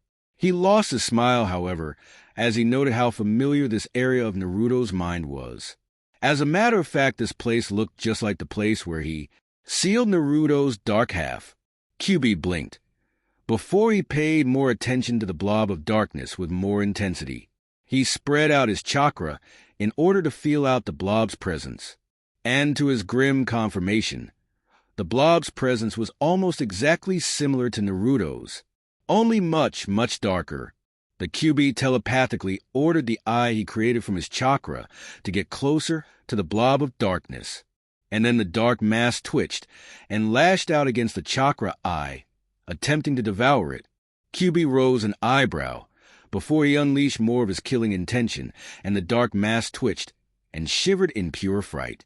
Once again the QB grinned in a pleased manner. QB mused on what he should do with this detestable aspect of Naruto's persona. Ultimately, the QB decided it was best to simply destroy it and be done with it. With that thought, the QB formed a claw made entirely of chakra and attempted to crush the blob, keyword being attempt, as the blob of darkness immediately lashed out and tried to devour the claw. However, the QB instinctively pulled his hand back, and he growled at the blob, making it shiver slightly. So, it appears that I cannot just destroy you. I should have destroyed you long ago. Now you'll only prove to be an annoyance at best in the future. I guess this is what they call karma. Damn you, karma. If I ever meet you, I will kill you, QB thought. The QB gave the blob of darkness one last glance, before he telepathically ordered the chakra eye to dispel. Naruto QB softly began, you better get strong quickly, for you will not only have Akatsuki to worry about, but also this doppelganger off yours. The massive fox uttered, giving the blob of darkness one last glance. The QB's chakra-constructed eye slowly burst into small particles of red chakra, and were absorbed into the red pipe above. QB snorted at the memory, and he curiously began wondering what would have happened if he didn't repress Naruto's dark half. Maybe the blonde would have been more violent. Heck, QB suspected that the only reason Naruto didn't have such a violent reaction to his father sealing him inside the blonde was because Naruto subconsciously repressed it. If the blonde didn't repress his anger and hatred, then the QB had no doubt that Naruto would have been much different. The QB would have definitely wanted to see that. He could imagine it now. Naruto is Kit, the fox assassin of the elemental nations, glaring and fighting back against the very villagers who abused him. QB resisted the urge to grin in absolute pride. Instead, he merely laid his head back down on his arms, and he slowly closed his eye to get some sleep. There was nothing else to do after all, though the QB's eyes snapped open when he felt Naruto subconsciously channeling his chakra. This will be amusing to watch, QB thought. Meanwhile, outside the seal, Naruto, who was subconsciously using QB chakras, speed suddenly increased by a small margin. The branches he was landing on instantly creaked at the force of his landings, and when he propelled forward they shattered completely. Kakashi, who was falling behind Naruto for the past several minutes, increased his speed to match Naruto's. When he reached the same speed as the newly promoted Jonin, he opened his mouth to speak once he reached him. But he snapped his mouth shut when Naruto snapped his head towards him. All Kakashi could see was the blonde's lower face, which had a deadly scowl on it, and the whisker marks more pronounced, and the bright but dangerous crimson-red eye with slitted pupils that were glowing inside the blonde's hood. Kakashi felt a shiver run down his spine as he stared into Naruto's eyes. Just by looking into Naruto's now cold and demonic crimson-red eyes made him shudder in slight fear. It reminded him of the QB attack 16 years ago, and Kakashi for a small moment pitied the other Akatsuki, but it was only for a moment. "Yes, Kakashi-senpai?" Naruto asked, his voice gruff and beastly. "Naruto, I'm thinking we should take a little break. I mean Sakura, and Shiroy must be feeling exhausted by now seeing as we've been moving for 6 hours." Kakashi explained. The blonde and his masked senior spared a glance towards the other two trailing behind them. And to Kakashi's surprise, Shiroy was merely keeping pace with them, with a bored expression on her face. The masked Jonin noted how she would glance at something in the forest before she lost any interest in what she was seeing. The little doll on her head seemed to be sleeping, though Naruto knew Chachazero wasn't really sleeping, as the little doll's hand would twitch to her back at random intervals. And to Naruto and the QB, that meant that the little green-haired doll was getting twitchy, meaning she wanted to kill something. And as for Sakura, well, she was panting a little, but that was easily solved as the pink-haired girl pulled out a soldier pill and promptly ate it, giving her a much-needed boost. Is Sakura turning into a drug addict? Kakashi sighed slightly. It seems the only one lagging behind is actually Sakura. Though Kakashi knew he shouldn't judge much, he couldn't stop a feeling of disappointment from welling up in his chest. If you think about, Naruto spent 3 years with Jiraya of the Sannin, and the blonde was now a S-rank shinobi for sure, possibly even higher than that. And as for Sasuke, Kakashi had no doubt that the second-to-last Uchiha had gotten powerful as well. The only one who didn't seem to improve much was Sakura, and that was a bit of a disappointment. Kakashi expected Sakura to be at least a low-level S-rank shinobi or a high A-rank shinobi, but it was not to be, as the pink-haired girl was merely a low-level A-rank shinobi. The masked Jonin sighed, and he dismissed the thoughts of his former pupils from his mind. Instead, he returned his attention to the task of speeding through the forest and reaching Suna.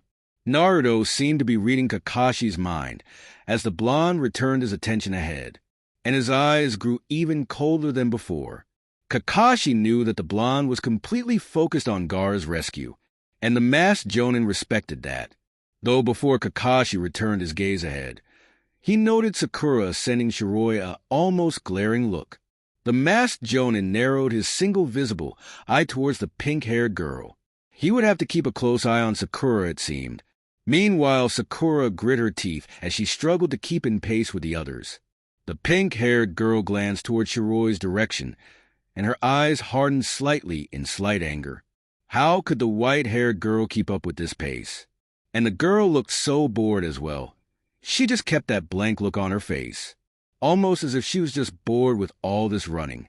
And that was something that Sakura couldn't understand. How could all this running not tire her out? How could she be bored with all of this? It was like she didn't even care about this mission in general. It was as if she was only coming on this mission because she wanted to. To Sakura, it seemed as though she could care less about what happens during this mission. The look she had was uncaring, bored, and indifferent. The pink-haired girl noticed how Shiroy would snap her head at attention, apparently when something caught her interest, only for her to turn her attention back to the path ahead, as she immediately lost interest in whatever she was looking at. That pissed Sakura off, but her held her tongue as Tsunade's threat echoed in her mind. She still couldn't understand why Tsunade wasn't trying to pound the white-haired girl. It didn't make any sense to her. Also, the pink-haired girl did not trust Shiroy at all. She noted that before they left the village, Shiroy gave the village a judging stare, almost like she was deciding if the village was worth existing, and that made Sakura very wary of the girl. Honestly, the girl seemed like she could destroy the entire village and not feel a hint of remorse about it, and that scared Sakura. That girl was a monster in human skin. Sakura was suddenly brought back to reality when she saw Shiroy glance her way. The two stared at each other for a few moments before the silvery white-haired girl grinned darkly at the pink-haired girl. Sakura shivered, and Shiroy seemed to notice as her grin widened slightly, revealing her fangs, making Sakura gulp nervously. Yeah, Shiroy seriously unnerved Sakura to no end. Meanwhile, Shiroy, who was grinning darkly at Sakura, finally decided to leave the girl alone, though she made a mental note to do that again. The only reason she even grinned at her in a dark manner was because she felt the pink-haired girl's eyes boring into her, although it had nothing to do with the fact that she wanted to scare the pink-haired girl shitless. Oh no, not at all. She just wanted to get the girl to stop glaring at her. We all know that's a lie. Even so, something told her that she was going to enjoy Tora chatting with Sakura during this mission. Shiroy gave a low, malicious, and dark chuckle that only Chachazero heard. The little doll giggled almost uncontrollably, and a dark grin crossed the doll's features. Something told her that Shiroy was planning on doing something to the pink-haired girl. She couldn't wait to find out what it was. Naruto, who was running ahead of everyone, glanced behind him, sensing another person tailing behind him. Kakashi, having saw Naruto sharply glance behind him, moved his head to see what Naruto was looking. Soon the unmistakable form of Temari showed itself to them. The sandy blonde quickly caught up with the two jonins, ignoring Sakura's surprised face, and Shiroy's curious one. Yo, where's the fire? You guys ran past me pretty quickly. It took me at least 30 minutes to even catch up, Temari asked, beginning the conversation with a question directed at Kakashi. Kakashi grimly sighed Temari-san. I'm afraid our current mission isn't one of good news. Kakashi stated, his visible eye darkening slightly. Temari raised an eyebrow. Oh, really? I don't suppose you can tell me, the Suna Kunoichi idly asked. To her surprise, Kakashi gazed upon Naruto's hooded visage with a questioning look in his eye. Temari saw the blonde nod slightly, and Kakashi turned his attention back to her. Actually, our mission involves Suna Temari-san, the masked jonin answered, after receiving Naruto's approval. Hey, the blonde was in charge of the mission, so it would make sense for Kakashi to seek Naruto's approval about telling someone their mission details. Why, what's wrong with Suna? Temari asked in a demanding tone. Kakashi opened his mouth to speak, but Naruto beat him to it. To be it bluntly, Temari-san, Naruto began, his voice cold and indifferent. Akatsuki has finally made their move. They've attacked Suna, and Gaara has been captured. The blonde finished. Temari's eyes widened before she grit her teeth and channeled more chakra into her feet. If that's the case, then I'd like to ask, as the ambassador of Suna, I would like you to save my brother. Temari said. Naruto mentally scoffed. I was planning on saving Gaara anyway. I didn't need you to ask me that. I'm saving Gaara because he is my friend, and also my brother in all but blood. For not only is our past similar, but also our burdens. The hooded blonde answered. Temari gave Naruto a stunned look before her expression softened. Thank you, she whispered. Her words were heard by both Naruto and Kakashi. Kakashi settled for giving a small pat, and I smile, while Naruto gave her a small smile before his face blinked out again. The blonde glanced at the sword at his side. Altair, why is it that I've been sensing you become a bit uneasy? The blonde mused. What he didn't expect was for the QB to answer. Naruto, there are only two reasons why Altair would be feeling uneasy, as you put it. The giant fox commented. The way you said it, you say it as if Altair isn't uneasy. Naruto responded with a raised eyebrow. That's because Altair isn't uneasy. Altair is more excited than uneasy. Excited how exactly? Altair is only this excited for two reasons. One, he's excited about drawing the blood of your enemies. And the final reason, you might be close to his grave site. And what did you mean exactly when you said his grave? The grave site of Uzumaki Erasure. The blonde's eyes widened slightly. What? Isn't he? That's right, Naruto, the creator, and first wielder of Altair. What? You mean to tell me that Uzumaki Arashi's gravesite is somewhere around here? No, of course not. What I'm saying is that you are nearing Arashi's gravesite. I don't know where it's at exactly, but judging by how Altair is getting more and more excited, I would bet that Arashi's gravesite is somewhere in the desert near Suna. Near Suna, huh? Naruto mused. That's right, Naruto. Now do me a favor and focus on your objective. You can worry about Arashi's grave at a later point in time. Your friends come first, do they not? QB asked. I understand. I was planning on investigating the grave site after I saved Gaara anyway. The blonde responded. QB gave a small snort before he retreated back into his cage. The blonde focused his attention back onto the path ahead of him. He would save Gaara. He had to. He wouldn't give up on Gaara like how some villagers had given up on him the second they heard of his burden. He would be there for Gaara. As a friend, brother, comrade, and family, he would fight to save Gaara. He would be there when Gaara woke up.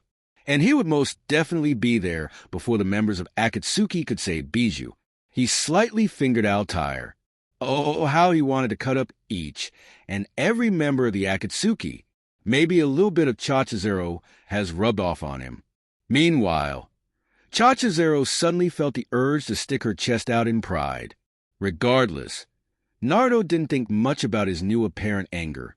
His mind was only focused on one thing, after all, saving Gaara. The atmosphere was tense and strangely chilling.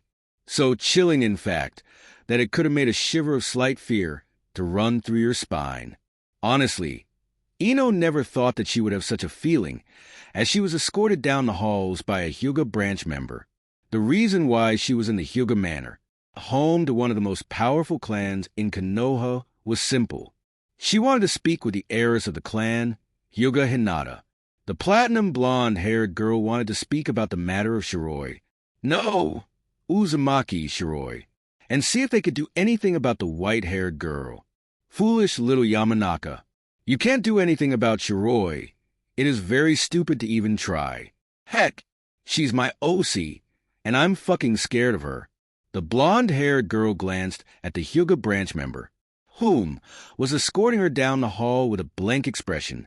Even with the blank look on his face, Ino was able to detect a small glint of fear run through his eyes as they got closer to the main branch's living room. It made Ino raise an eyebrow. Just why was this Hyuga so scared? If she heard correctly, the clan head, Hyuga Hiashi never used the cage bird seal on any of the branch members. So why was he so tense? She was shaken from her thoughts when the branch member tapped her shoulder. Yes, the blonde asked, turning her head towards the Hyuga. We have arrived, Yamanaka-san. The Hyuga emotionlessly answered. Even though the Hyuga's entire stance was impassive and stiff, Ino, being a shinobi, was able to detect the slight tenseness of his shoulder blades. It was almost as if he was preparing for a life-or-death battle, with the way his eyes were slight glancing at every direction every few seconds. Ino didn't know what could make him so tense, but something told her that she was going to find out soon. The Hyuga branch member opened the doorway into the main branch's main lobby, and Ino was treated to a sight that nearly made her choke in shock. There in the middle of the room was Hinata. The raven-haired Hyuga was sitting across from her father and the clan head. Hyuga Hiashi was wearing a blank and impassive face, though Ino could see a cold sweat break out in the back of his neck. The reason for this was simple. Hinata, the timid girl that everyone knew, was glaring at her father, and on the table was a drawn picture of Shiroy, and Ino had no idea how they had such an accurate picture of the white-haired girl. The two of them didn't seem to notice her presence, and Ino idly noticed that the Hyuga who escorted her here had already hightailed it out of here. Man, what a coward, right? The platinum-haired blonde decided to wait for a few more minutes before she let her presence be known.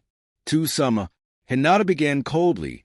Why have you not yet began a search for a girl of this appearance? The raven-haired beauty said, a harsh glare on her face. The head of the Hyuga clan gulped slightly. I told you dozens of times, Hinata. I cannot simply send Hyuga shinobi to find out about a girl who does not exist, Hiashi sternly said. Hinata's eyes narrowed to Sama. I'm telling you that this girl does in fact exist. She's been inside my head, to Sama, she exclaimed in anger, lacing her voice. And as far as I'm concerned, that was your imagination. Hiashi snapped back. Hinata girded her teeth as she glared balefully at her father. She is real, to Sama, she shouted. And yet you have no proof of such a claim. Hiashi shouted back, giving his daughter a stern and clam glare. Hinata glared at her father in anger and rage. Couldn't he see that this girl was a clear and dangerous threat? And she had the feeling that this girl was close to Naruto. Call it an intuition.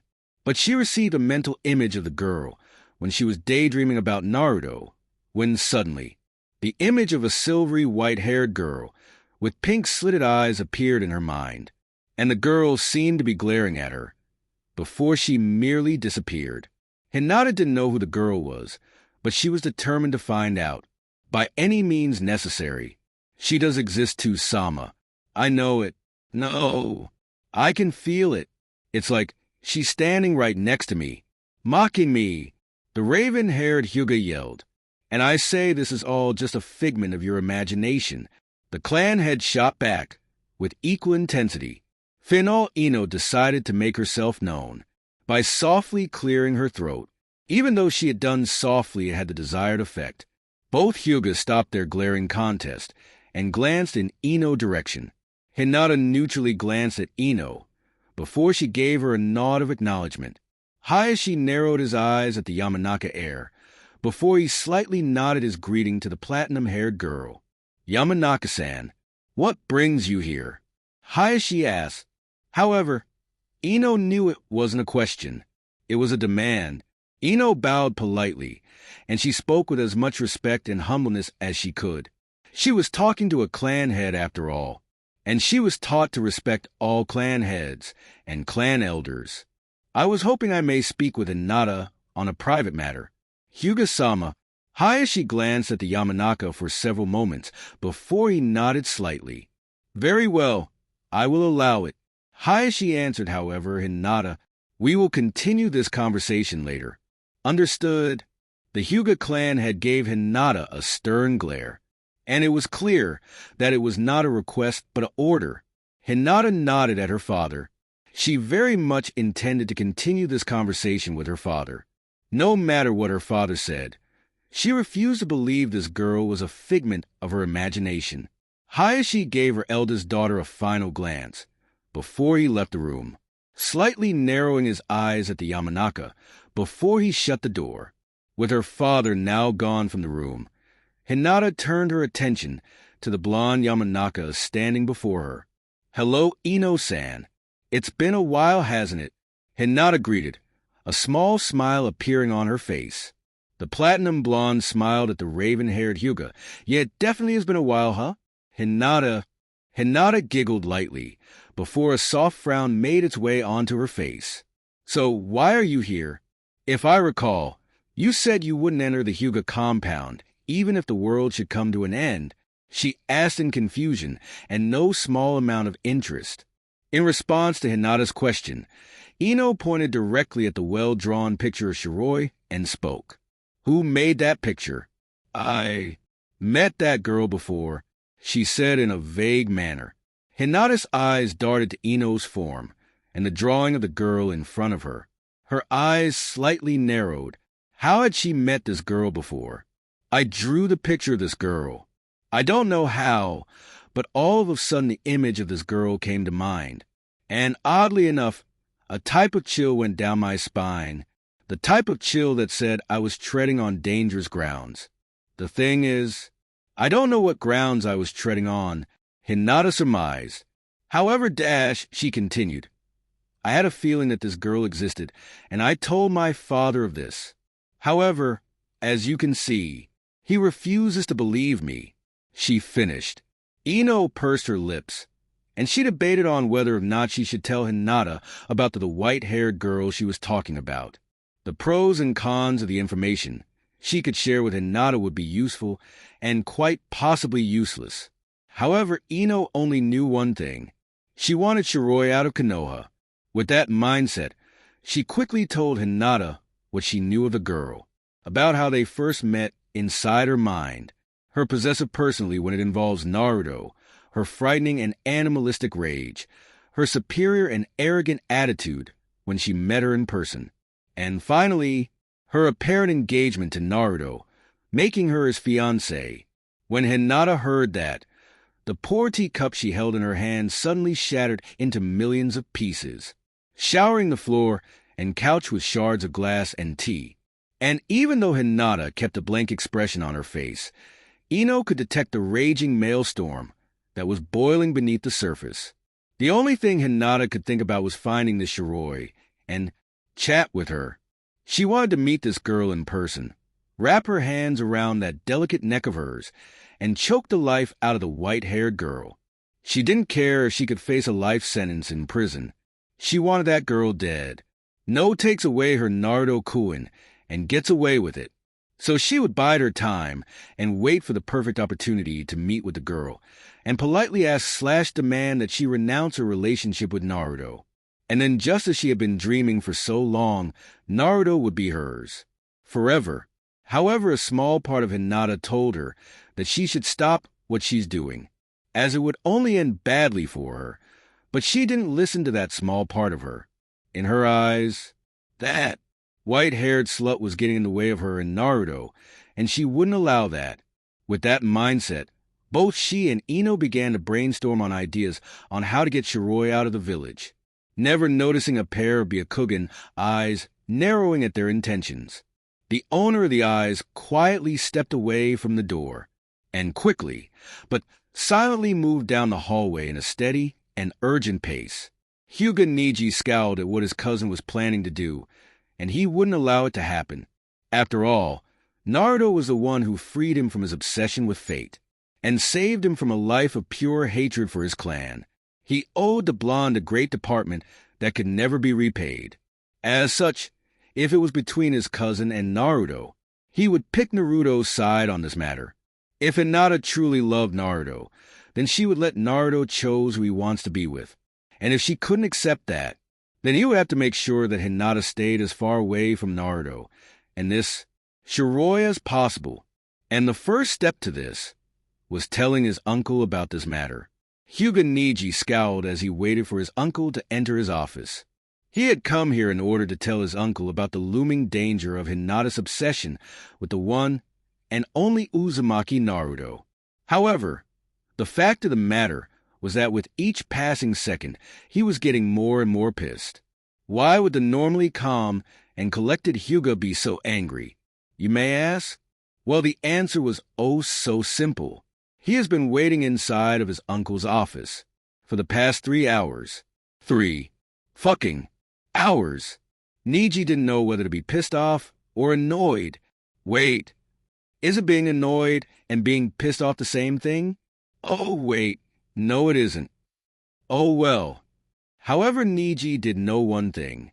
He was going to tear his uncle a new one if his ass didn't get here in the next 2 minutes.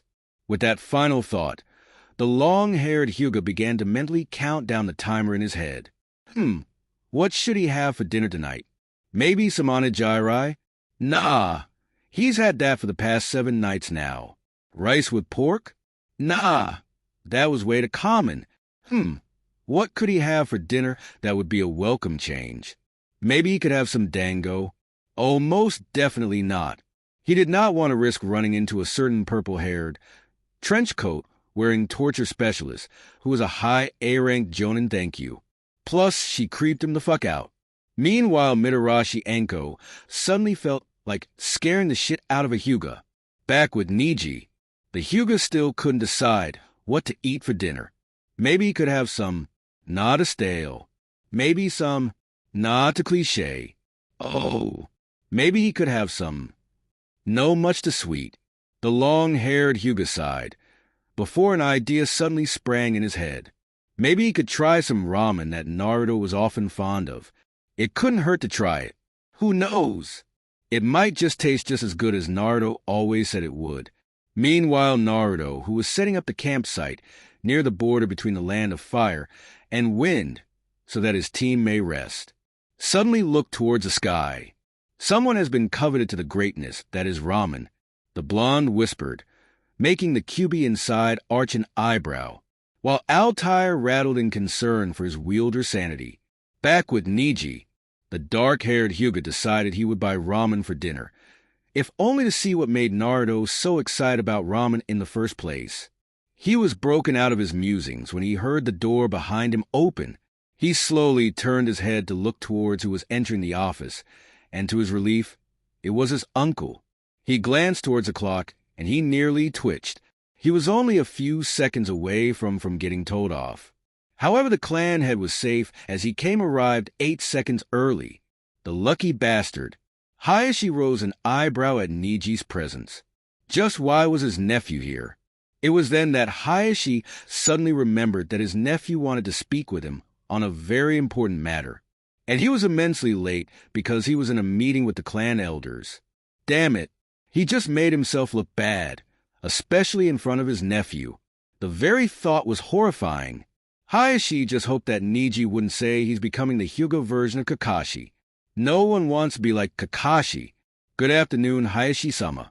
May I incline as to what took you so long? Neji asked/demanded.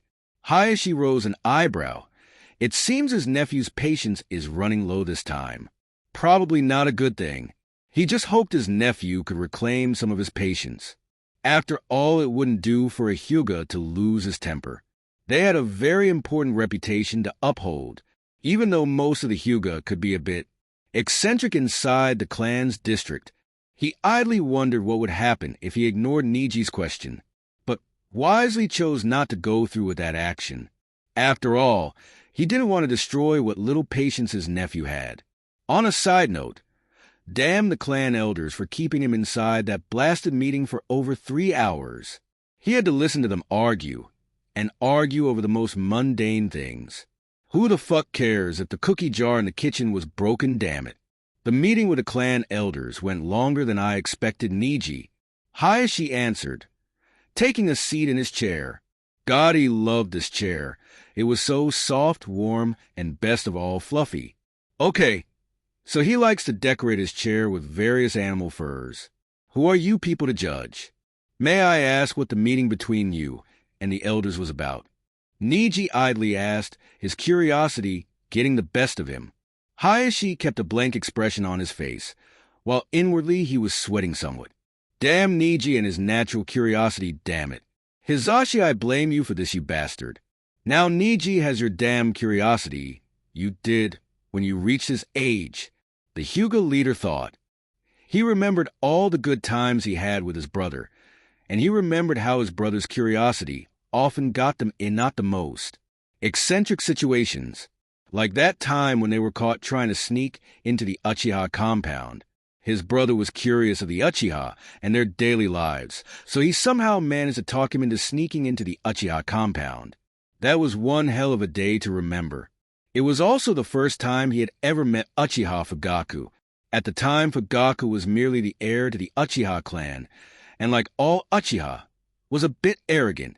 So when he found 2 Hyugas inside the clan compound, he had immediately challenged both Hiashi and his brother to a duel. At the same time, of course, the arrogant little Uchiha didn't win against 2 Hyugas. However, then the Uchiha threw a tantrum, saying that they cheated because it was 2-on-1. However, Hiashi pointed out that he wanted to fight the both of them at the same time because he thought he could take them on. That got the Uchiha to shut up and to blush in embarrassment. Then the Uchiha heir asked if they wanted to become friends. Hiashi and Hiashi agreed despite the 2 clans' rivalry.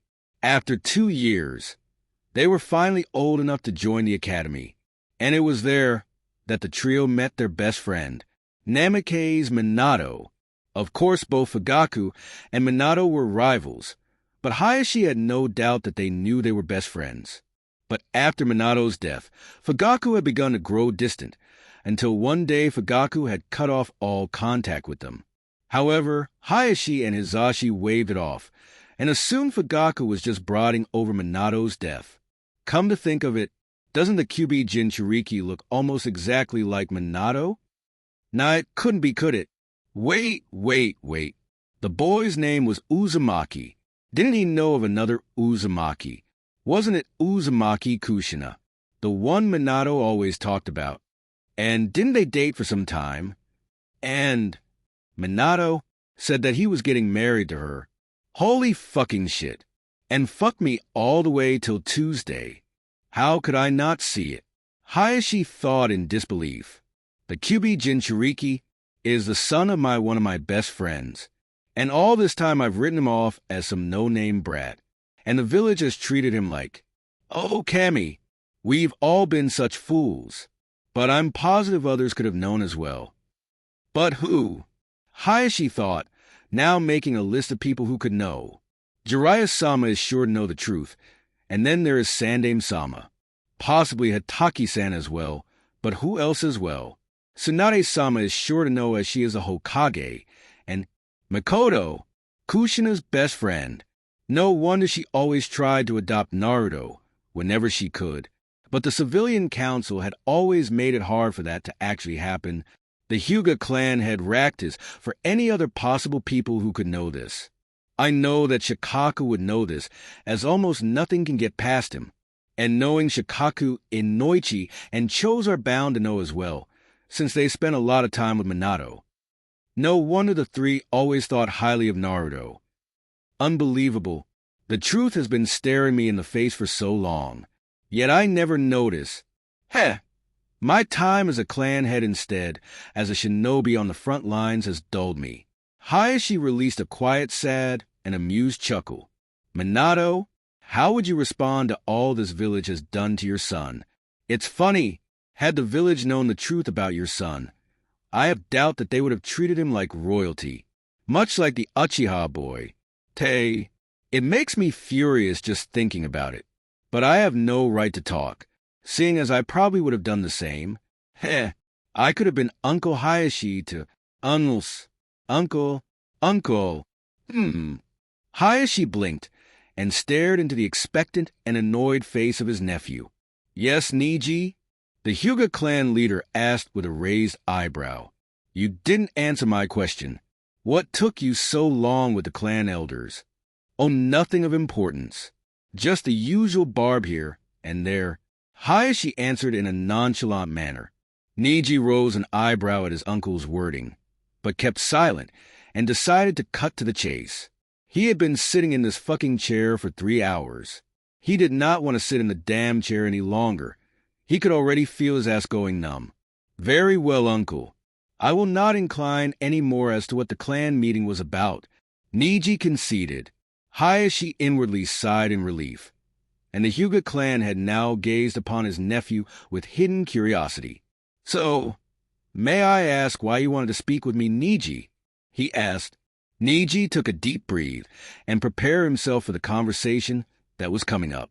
I believe we should keep an eye on Hinata-sama when Naruto-san returns from his mission in Suna, he said bluntly, cutting straight to the point. And why is that? Neji, Hiashi asked with a raised eyebrow. Please enlighten me. Hiashi suspected he knew what this was about. After all, he had heard the rumors of Naruto's fiancé, and like many of the other Hyuga in the clan, he bore witness to Hinata's rage when he found out about that little piece of information. Even if it was a rumor, though she couldn't do anything, as he had called her back into the clan compound so that she could have her weekly spar with Hanabi. Boy, was she pissed that day. She had thoroughly destroyed Hanabi in that spar. He was pretty sure Hanabi is still tending to all of the bruises she has. Which reminds him, he is still arguing with the elders about who he is going to brand with the caged bird seal. Damn it. He really didn't want to place the seal on any of his daughters. After all, what parent would want to place an inhumane seal on their daughter? Only a cruel bastard would allow that to happen. I trust you heard the rumors about Naruto-san's fiancé? Uncle, Neji stated more than asked. Wordlessly, Hiashi nodded. Who the hell hasn't heard of Uzumaki Shiroy? She was quite literally the talk of the entire village. Not only was she the fiancée of one Uzumaki Naruto, She was also in good terms with the Hokage, it seemed. Everyone in the village knew how Tsunade cared for Naruto, like a mother would a child, and so it was quite shocking to hear that Tsunade approved of this engagement. Yes, I heard about the rumors about Naruto-san's fiancé. However, they are just that. Rumors, the clan head casually stated, not truly believing the rumors. Neji cleared his throat. Those rumors are in fact real, uncle. He spoke, shattering Hiashi's belief. Why, you mean? Naruto-san is actually engaged, Hiashi said numbly. While outwardly he was as calm as a cucumber, inwardly he was jumping in joy. Ha! Minato and Fugaku. I knew I was right about the fact that Naruto would get married by the time he was 16. Now, if only you two were alive, that way I can get my money. Hiashi thought, before he shrugged, he'll get his money, even if he has to travel to the afterlife to get his damn money. Meanwhile, Minato, who was trapped in the stomach of the Shinigami with the other 3 past Hokages, suddenly felt as if he should avoid Hiashi should he ever get out of the Shinigami's stomach. How do you know this rumor is true, Neji? Last I checked, it was yet to be confirmed. And did you not just return from a mission? Hiashi asked. I did in fact return from a mission, however, before Naruto-san left for his mission. I was only just able to catch a glimpse of him leaving the village with a white-haired girl, Sakura-san and Hataki-san. Also, I overheard Hinata-sama conspiring with Yamanaka-san separating Naruto-san from Shiroy-san, the name of Naruto-san's fiancé. Neji explained, seeing his uncle's confused look. Hiashi nodded in understanding, before he scowled at the conspiring between his daughter and the Yamanaka. It seems he would have to speak with Inoichi about such a matter. Continue, Neji, Hiashi commanded, his voice going from relaxed to stern, cold, and calculating. This was Hayashi's clan head mode, as dubbed by Neji. I have reason to believe that Hinata-sama has become obsessive over Naruto-san, and I believe that, should the chance provide itself, she will attempt to either separate Shiroy-san from Naruto, or attempt to kill her. Neji hesitantly. Hiashi stared blankly at his nephew, before suddenly a feeling of pure rage began to overcome him. How dare Hinata conspire to kill someone? Not only that, this Shiroy isn't even a registered shinobi, so in a way she is still a civilian. Does Hinata not know the backlashes of an attempted assassination on a civilian in the village? There are laws in place to prevent a shinobi from abusing their authority. And this was a perfect example of shinobi abusing their authority. Hiashi knew one thing, however. The Hokage will literally show no mercy at all should she learn of this. Not only are they conspiring against a civilian, at least that's what he assumes, but they are targeting Naruto's fiancée specifically. And everyone knew how much Tsunade cared for Naruto like a son. So understandably so, her wrath would be considered nuclear. No, that's not the right word for it. It would be more like world-shattering. I can't exactly do anything about this, Neji. Not least not without evidence. Hiashi said, his voice blank and neutral. I understand, uncle. That is why I wish to keep an eye on Hinata-sama, to both sabotage and delay whatever plans she may have, the long-haired Jonin proposed, giving his uncle a determined glare. Hiashi silently closed his eyes and debated on whether he should allow this. Though to begin with, this was probably his fault as well. After all, he, like many others in the Hyuga clan, knew of Hinata's crush on the Uzumaki. However, he assumed it was just that, a crush that would have no doubt faded with time. But it seems he was wrong, dead wrong. It seems the girl's crush on the boy only increased. Hiashi sighed. He knew not doing anything about the crush was going to bite him in the ass later. He closed his eyes, and he pondered if he should go through with Neji's suggestion. On one hand, if he doesn't, Hinata will most likely do something stupid, and thus it will reflect badly on the clan. On the other hand, this would be considered a clan matter to begin with. But wait, it is all but impossible to spy on a Hyuga. But Neji, like most of the higher-level Hyuga, knew the weakness of the Byakugan. If he could just stay in the weakness of Hinata's Byakugan, then he might just have a chance. Neji, I have considered your proposal, and I have decided that we will go through with this plan of yours. From now on, you are to keep a close eye on Hinata and the Yamanaka, and I want that whenever you sabotage a plan of theirs, I want those plans to be considered no longer manageable. Understood, Hiashi said, his voice commanding and cold, befitting that of a clan head. Neji nodded, stoically. I understand, Hiashi-sama. I will perform this mission to the best of my abilities. And for Naruto-san's sake as well, Neji said, though he muttered that last part to himself. With a final bow to his uncle, he silently left the room. Hiashi, once confirming his nephew was gone with the use of his Byakugan, turned to one of his most treasured possessions. A picture of him, his deceased wife, Minato, and a red-haired woman by the name of Kushina. Minato, you must be proud of your son, yet so disappointed in your village for not following your wishes, Hiashi thought with a grim sigh, as he seemed to age a few years. He stared at the picture for several more minutes, before he solemnly began to do his paperwork. He stared as the blasted thing was at least 14 inches tall. Wasn't that thing 10 inches when he came in here? The smiling picture of Minato suddenly grinned, and it cackled at the confusion and horrifying realization on Hayashi's face. However, it went back into its previous state when Hiashi glanced its way. Someone, please call Ghostbusters already. I'm pretty sure that's not normal. But you guys are going to ignore me anyway, aren't you? After all, no one listens to the author. Hiashi kept his eyes on the picture for a few moments before he returned his attention to the bane of his existence. Oh, how he wanted to burn that blasted thing with a fire-style jutsu. Look at it, sitting there, mocking him. Without another word, Hiashi wordlessly began to writing on the blasted papers.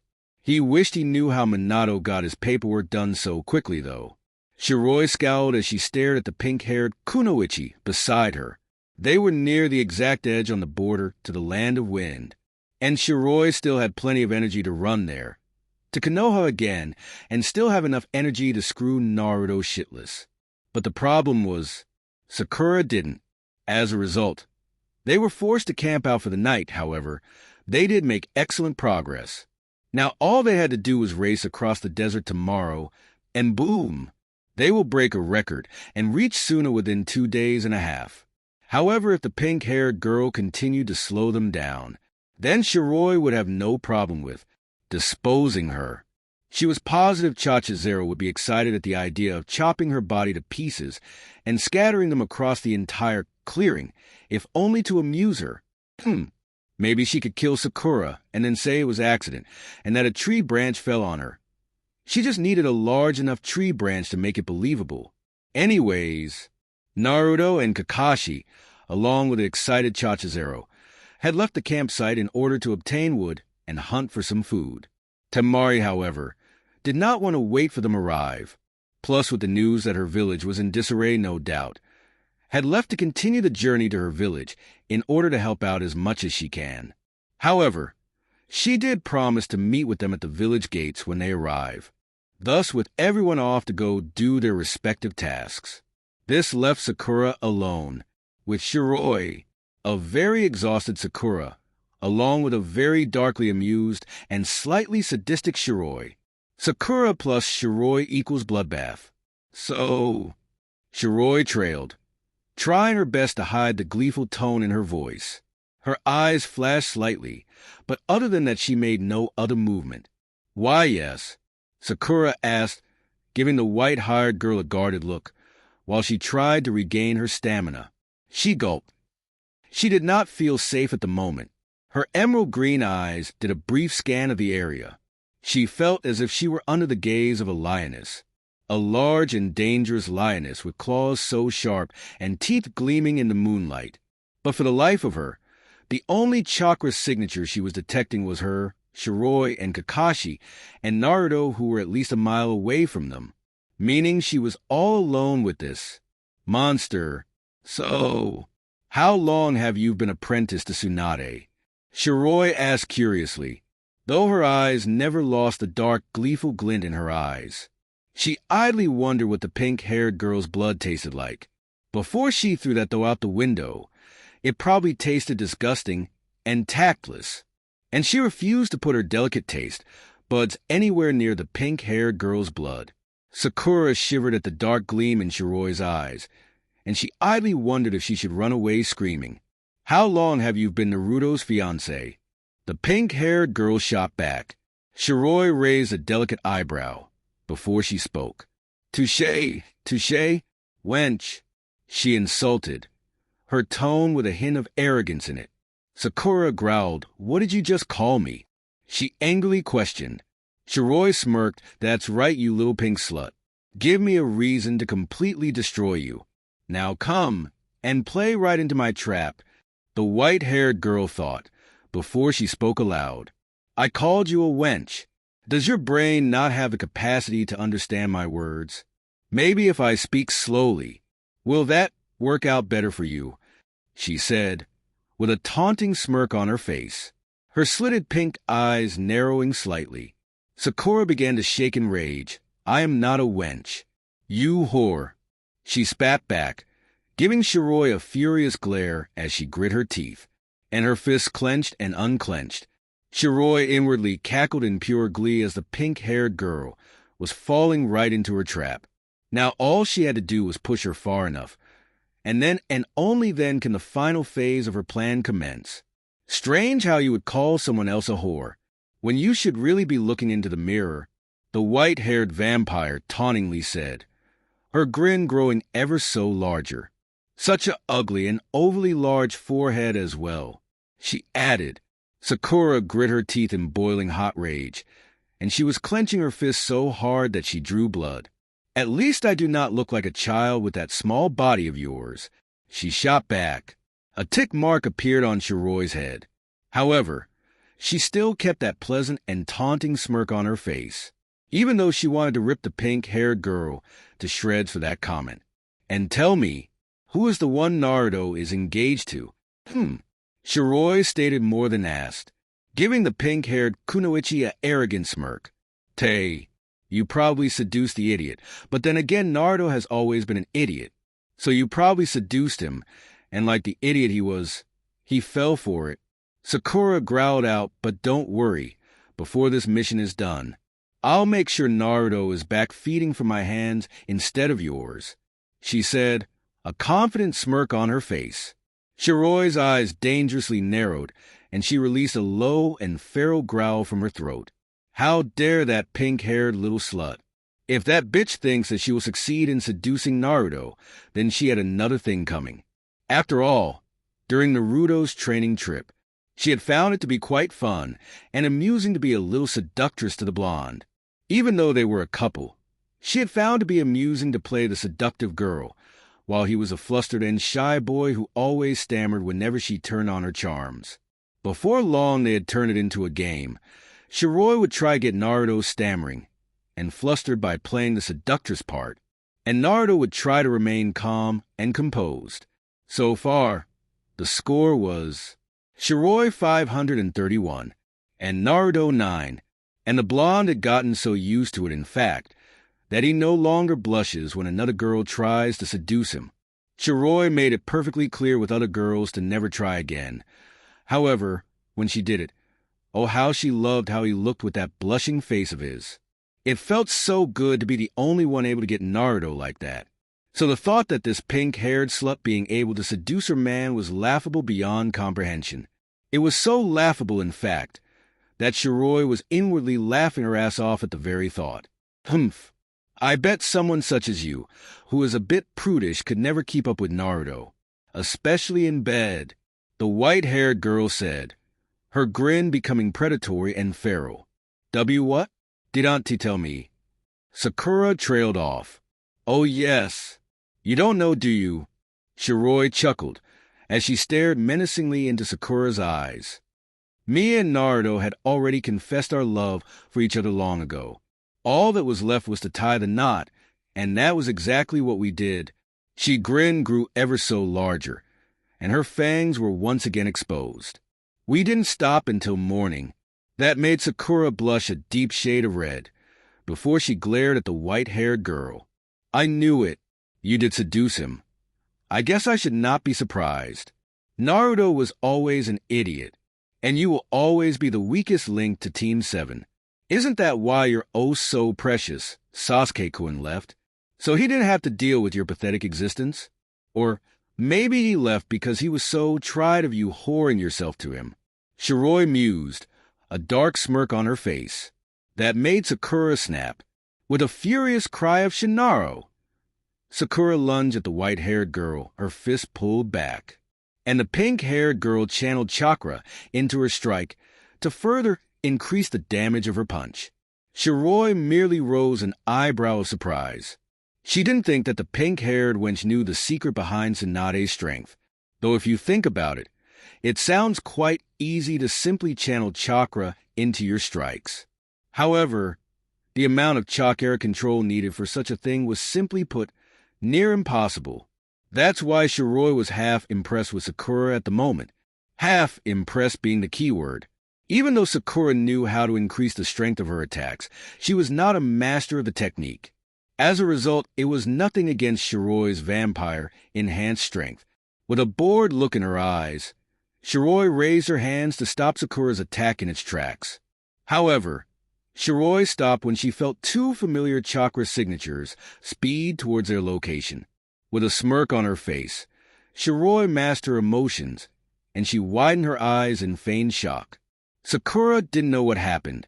1 second she was charging at Shiroy with the intent to kill. The next, she's laying face down on the ground, with a weight on her back, and her right arm twisted tightly to her back painfully. She could tell immediately that she was being restrained by someone, but by who was a question she wanted answered. The pink-haired Chunin grit her teeth in pain when she felt her arm being twisted even more tightly when she only struggled lightly. She was about to start ranting when a cold and seething voice filled her ears. "Sakura, what did you think you were doing? Huh? Do you realize what you were going to do? You're lucky I stopped you. Otherwise Naruto would have taken your head clean off," Kakashi harshly said, in cold fury, and the coldness in his voice made Sakura shiver lightly. "Kakadash," Sakura tried to say. However, she was cut off as Kakashi twisted her arm more tightly. "Don't, Sakura. Now I am going to ease the pressure on your arm, so you can see what I meant about Naruto taking your head clean off," Kakashi said, the cold edge still in his voice. Wordlessly, Sakura nodded, and Kakashi slowly eased the pressure on her, just enough so she could lift her head, and what she saw made her gulp in slight fear. In front of her, with his back to Shiroy as he stood in front of the white-haired girl in a protective manner, was Naruto. However, he was currently glaring at the pink-haired girl with anger evident in his eyes. Altair was drawn outside of its sheath, and the blade itself was giving off a menacing and furious red aura. And the green-haired doll on his head seemed to be giving her a manic and dark look of pure and sick glee. However, the pink-haired girl had her attention on the thin line of bright red droplets falling from the blade's tip, and she suddenly became aware of the stinging pain on her throat, and she realized that with a start, that if Kakashi hadn't stopped her, she would have been dead. She gulped at the thought of dying, and at the hands of her teammate no less. Slowly, Naruto's angered expression switched into a blank look. However, to Sakura that look was far more frightening than she could imagine right now. Idly, Sakura glanced behind the blonde to find Shiroy, and find the white-haired girl she did, and she felt a spark of anger flow through her when she caught sight of her smug and smirking face. "Sakura, I don't know what to say to you right now, but I will say this. From one on, I am going to keep a close eye on you for the rest of this mission, understood?" Kakashi coldly stated. Sakura could only nod. Abruptly, Naruto turned his attention on Shiroy, now sure that Kakashi had Sakura settled. Despite the bloodlust Altair was giving, the blonde refused to kill the pink-haired girl. In his eyes, she wasn't worth it anymore. Hey, don't just let her off the hook like that. Kill her. Crush her body into nothing but bones. Take fucking Altair and shove the damn sword so far up her ass that she'll be spitting out pieces of him for the next 3 years. Damn it. Take your bare hands and rip off that damn mouth of hers and shove it back down her throat, and then watch as she chokes on it. Cut off her fucking hair and leave her to be a bald and stupid bitch. I don't care what you do. Just do something. Kyubi roared in fury as he glared maliciously at Sakura through Naruto's eyes. The blonde ignored the king of the bijou in favor of examining Shiroy, making sure she had no injures. Motherfucker, I know you are not ignoring me. Shiroy-chan, are you hurt? The blonde asked, giving his fiancée a concerned look. Shiroy gave him a bright smile. I'm fine, Naruto-kun, though I'm a little hurt that you would think she could even touch me, she said in mock hurt, though the grin on her face spoke otherwise. Naruto gave her a small smile. I guess I was just a little bit overprotective for a moment there, he answered. But I rather love that side of you, Narukoi, Shiroy whispered, her voice turning slightly seductive. The blonde gulped slightly, but a small grin crossed his face. Keep speaking like that, and you will be limping the rest of the way to Suna. Shiroy-heim, he responded, his tone similar to hers. Chachazero made a couple of gagging motions as she looked upon the sight of both of her favorite people were going gaga over each other again. But in all seriousness, Shiroy-chan, are you all right? You're not hurt or anything, Naruto asked, concern lacing his voice again. Other than a feeling of annoyance towards that pink-haired wench. I'm fine, she answered with a shrug at the end of her sentence. I'm glad, Naruto whispered, a small but bright smile on his face. You're really ignoring me, aren't you? Kyubi said, disbelief in his tone. Naruto ignored the immature giant Kitsune, who's an immature Kitsune brat, and instead the blonde focused, turning his attention to Sakura and Kakashi, a blank look immediately crossing his features. Not dash, Sakura tried to say, before she shut her mouth at the sharp glance the blonde gave her. Kakashi-senpai, Naruto said sharply. Yes, Naruto Taicho? Kakashi asked, standing at attention while he kept Sakura firmly restrained. In your opinion, what do you think we should do with Sakura? The blonde questioned. Sakura nervously shifted as Kakashi hummed thoughtfully. Under normal means, I would suggest that we return to Konoha immediately, so that Hokage-sama could dish out the punishment for insubordination. However, our mission takes priority. So I would advise that Sakura be kept under close watch while we continue our mission, the masked jonin blankly suggested. Naruto grunted in thought, and he pondered Kakashi's advice for several long moments. After nearly a minute, the blonde wordlessly nodded. Okay, Kakashi-senpai, I want you to keep a very close eye on Sakura-san. Sakura winced at the san to her name. Now then, Naruto began. I believe we rested long enough. So I believe we are ready to move out. Any questions? The blonde asked, placing on his hood while sheathing Altair. No spoke. Kakashi, because he understood that they had wasted too much precious time with dealing with Sakura's violent reaction toward Shiroy, and partly because that he knew Gar meant a lot to Naruto. Shiroy didn't speak because she was already set to go. She didn't really need to rest at all. She could go for at least an entire month without proper rest and still have enough energy to give Naruto a proper spar. Such is the advantage of being a vampire. Sakura didn't speak because she didn't want to push her luck. It's bad enough that Naruto barely talks to her anymore, but now she was certain that Naruto wouldn't talk to her at all, if not break all contact with her because of this mess. And she really didn't want to push Naruto any more than she already did with her little stunt. Chachazero didn't speak because she was already bored of this place and wanted to find these Akatsuki people and cut them up, bathe in their blood, and maybe take some of their weapons if they had some. As for the Kyubi, motherfucker, stop ignoring me, you son of a bitch. Let's ignore the giant Kitsune now, shall we? Without even a glance toward Sakura, Naruto spoke, his voice cold and neutral. Let's move, team. With that single order, everyone in the clearing suddenly vanished. and the only thing remaining were the leaves that stood in their place and the slight breeze that followed after. Gaara's body curled up in agonizing pain, and the young Kazakage's mouth was opened in a soundless scream as the Ichibi was extracted from him, and the Ichibi within him screaming in both pain and terror. "I have news." Zetsu suddenly spoke among the Akatsuki. Everyone opened their eyes from their deep concentration. It was Pain who spoke what was everyone was dying to ask. "What have you to report, Zetsu?" "It appears that Konoha has sent a team of shinobi to assist Suna in their time of need. From what I was able to obtain, Konoha has sent the Kyuubi Jinchuriki, otherwise known as the Fox Assassin of the Elemental Nations Dash, that got a series of raised eyebrows from the other members of the Akatsuki. To think that the Kyuubi Jinchuriki is in fact this Fox Assassin that they heard so much about was intriguing to say the least.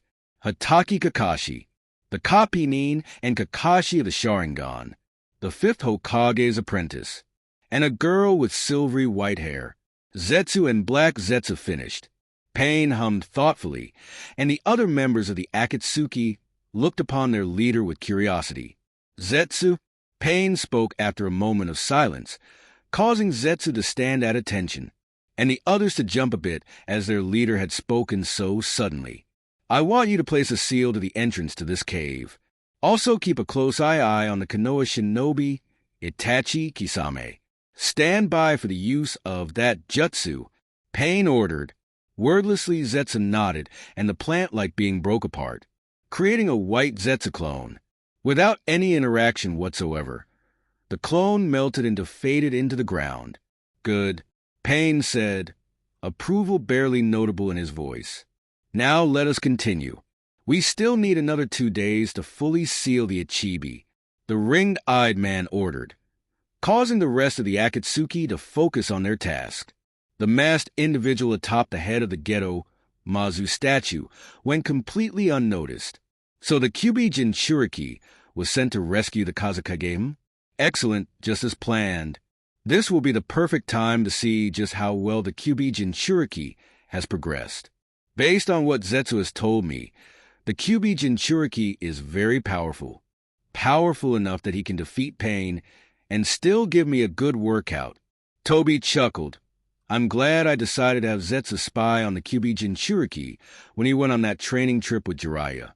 To think the boy would become so powerful. The masked man hummed thoughtfully. Could it be that the Kyuubi Jinchuriki is actually the so-called child of prophecy?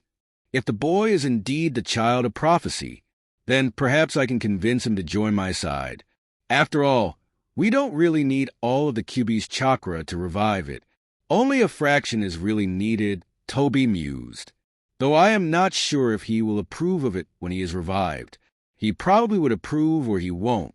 Nonetheless, if I can get the Kyuubi Jinchuriki on my side. Toby trailed off in thought. The masked man idly glanced towards the young Kazakage when he noticed the Jinchuriki shifting in agony. Without any remorse, the masked man returned his pondering. After several minutes, he suddenly stood. He would have the Kyuubi Jinchuriki on his side one way or another. After all, he was a master of manipulation. He learned from the best after all. Converting the blonde Jinchuriki will be as easy as converting Uchiha Sasuke. All he needs to do is find out the best way to pull the Jinchuriki strings. Everyone was a puppet. They just needed their strings pulled. Manipulating the blonde will be simple. After all, he had already had one Jinchuriki under his control. Having another one? Child's play. With those thoughts, the bright red light flashed from the mask's only hole. And a single Sharingan, I flashed menacingly, before the masked man's entire being was absorbed by a black hole-like portal, coming directly from his Sharingan. His absence went completely unnoticed. Naruto suddenly phased into existence in front of the gates into Suna.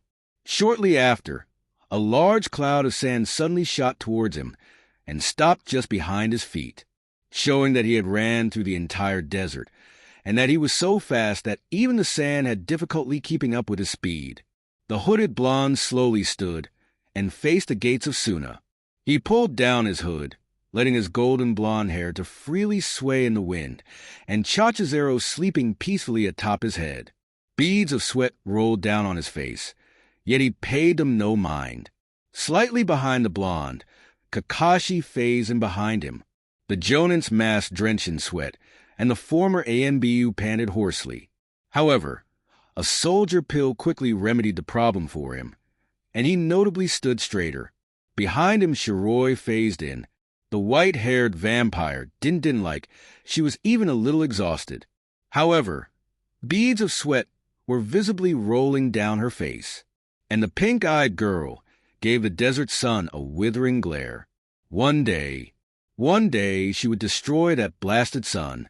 And finally, Sakura phased in behind the white-haired girl. However, the pink-haired girl collapsed shortly after her appearance, exhaustion visible on her face as she greedily drew in gasps of breath.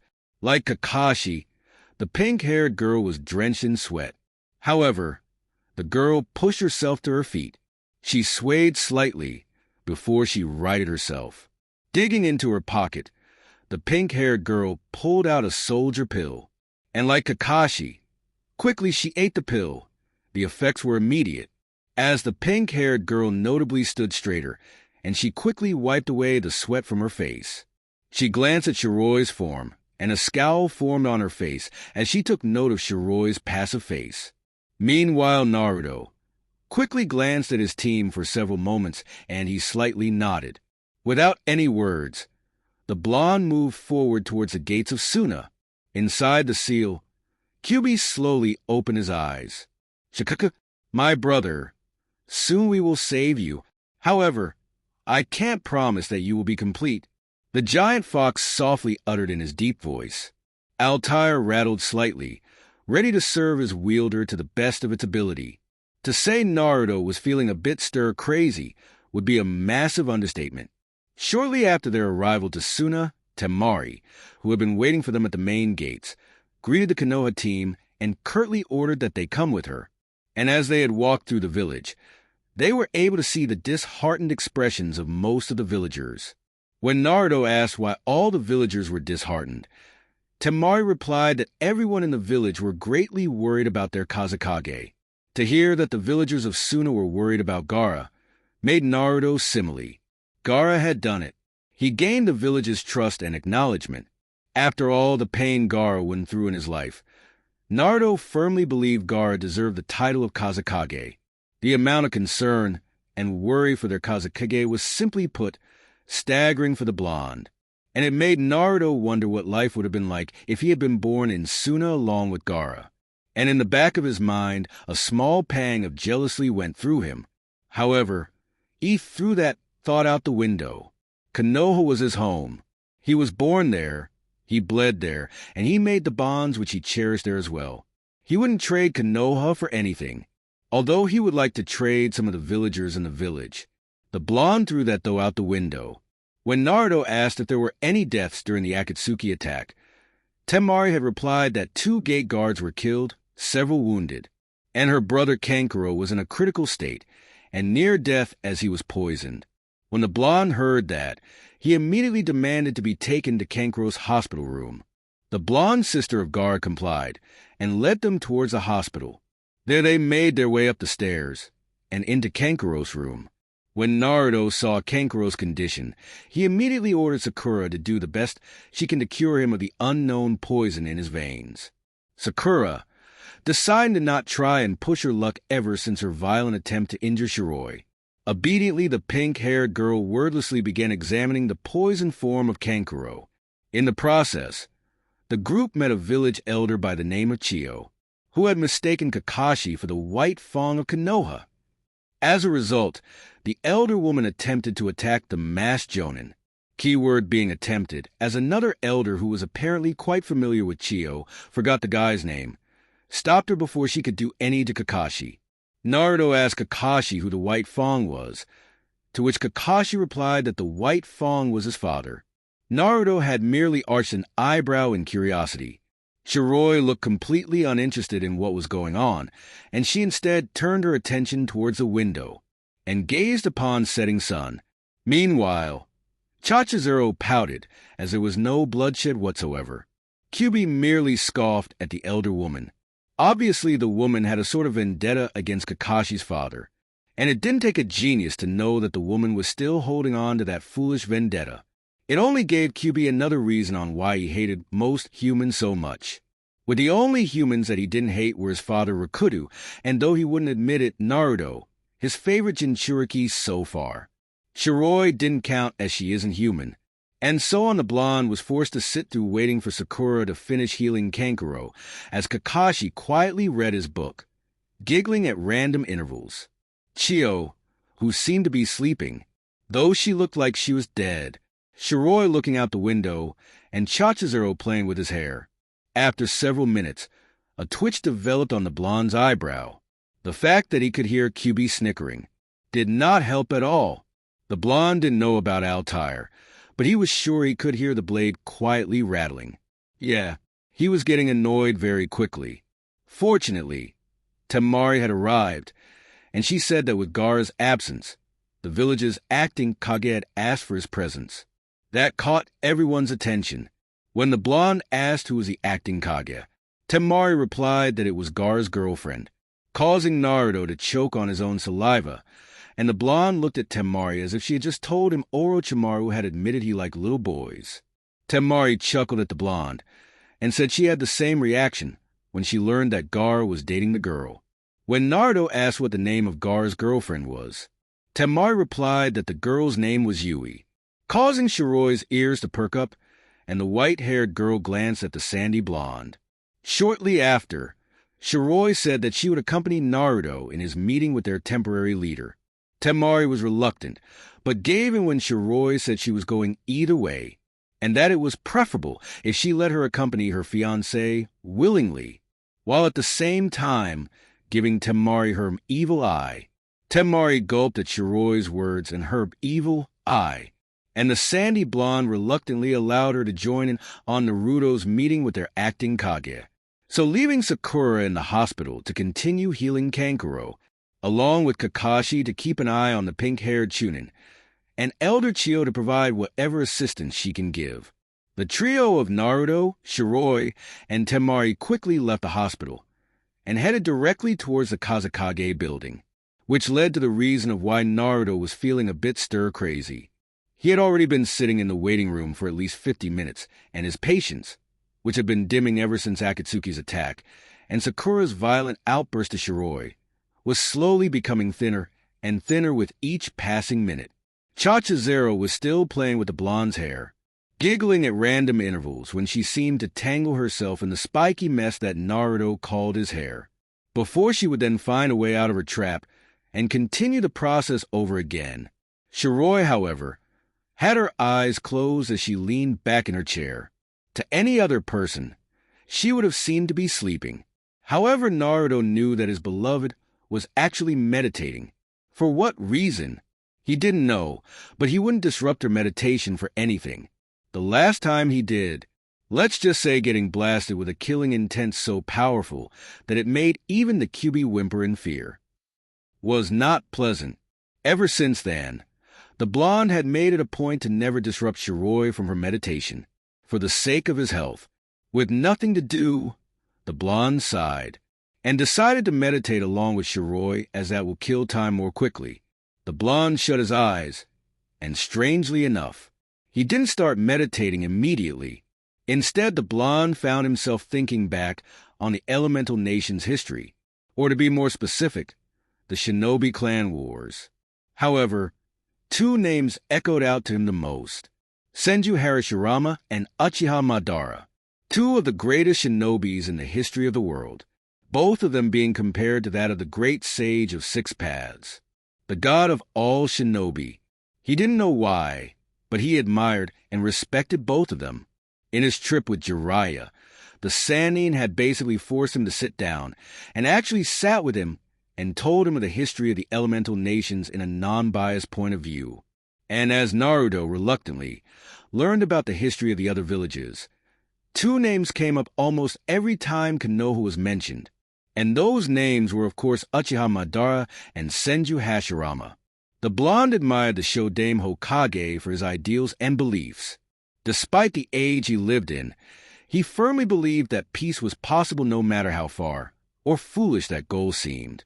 The blonde admired Matter for his strength and calm and composed persona. It was said that nothing could ever faze the legendary Uchiha, that he was as calm and composed as an eagle when it's hunting its prey. Also, he respected the way Madara viewed the world. From what Jiraya had told him so far, before the death of his brother, Madara firmly believed in protecting the Uchiha clan during the rough times and clan wars. He fought and bled alongside his Uchiha comrades, and when his brother died, he lost his way, and his brother had given him his eyes as a way to obtain the eternal Manjikyu Sharingan. Of course, others believe that Madara killed his brother to obtain the final stage of the Sharingan. However, that was never truly confirmed.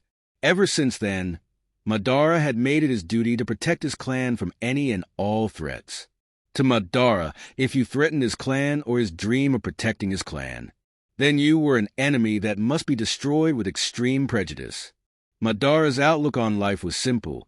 From what Jiraiya told him, Madara's outlook was, if you threaten my clan, then I will destroy every part of your being with no remorse. True, it was a bit dark, but strangely enough, Naruto actually respected that. Naruto didn't know why, but he greatly respected Uchiha Madara. It was like a deep urge to respect the Uchiha. True that everyone basically feared Madara, with the only ones not fearing him being Senju Hashirama and Senju Tobirama. But Naruto didn't fear him at all, despite what he's heard from the stories about the Uchiha. In fact, he felt something when he heard some of the insults that Jiraiya told him that many shinobi had for the Uchiha. He felt a need to defend the Uchiha and his reputation. He didn't know why either. It was just instinct. Strangely, he felt the same whenever he heard the insults that some IWA nin had for Senju Tobirama. He felt a connection between those two, and he didn't know why. Kyuubi knew why, but the giant fox decided to keep that to himself for a while longer. The blonde was shaken from his thoughts when he heard Temari's voice. Uzumaki-san, Yui will see you now, Temari said, poking the blonde in the cheeks. May I incline as to why you are poking my cheeks? Temari-san, the golden-haired blonde asked, a twitch developing on his eyes. I was curious to know if those whiskers of yours were real, the sandy blonde stated, still poking his cheeks. Please stop, Temari-san. I'm pretty sure Chachizuru-chan isn't liking what you're doing.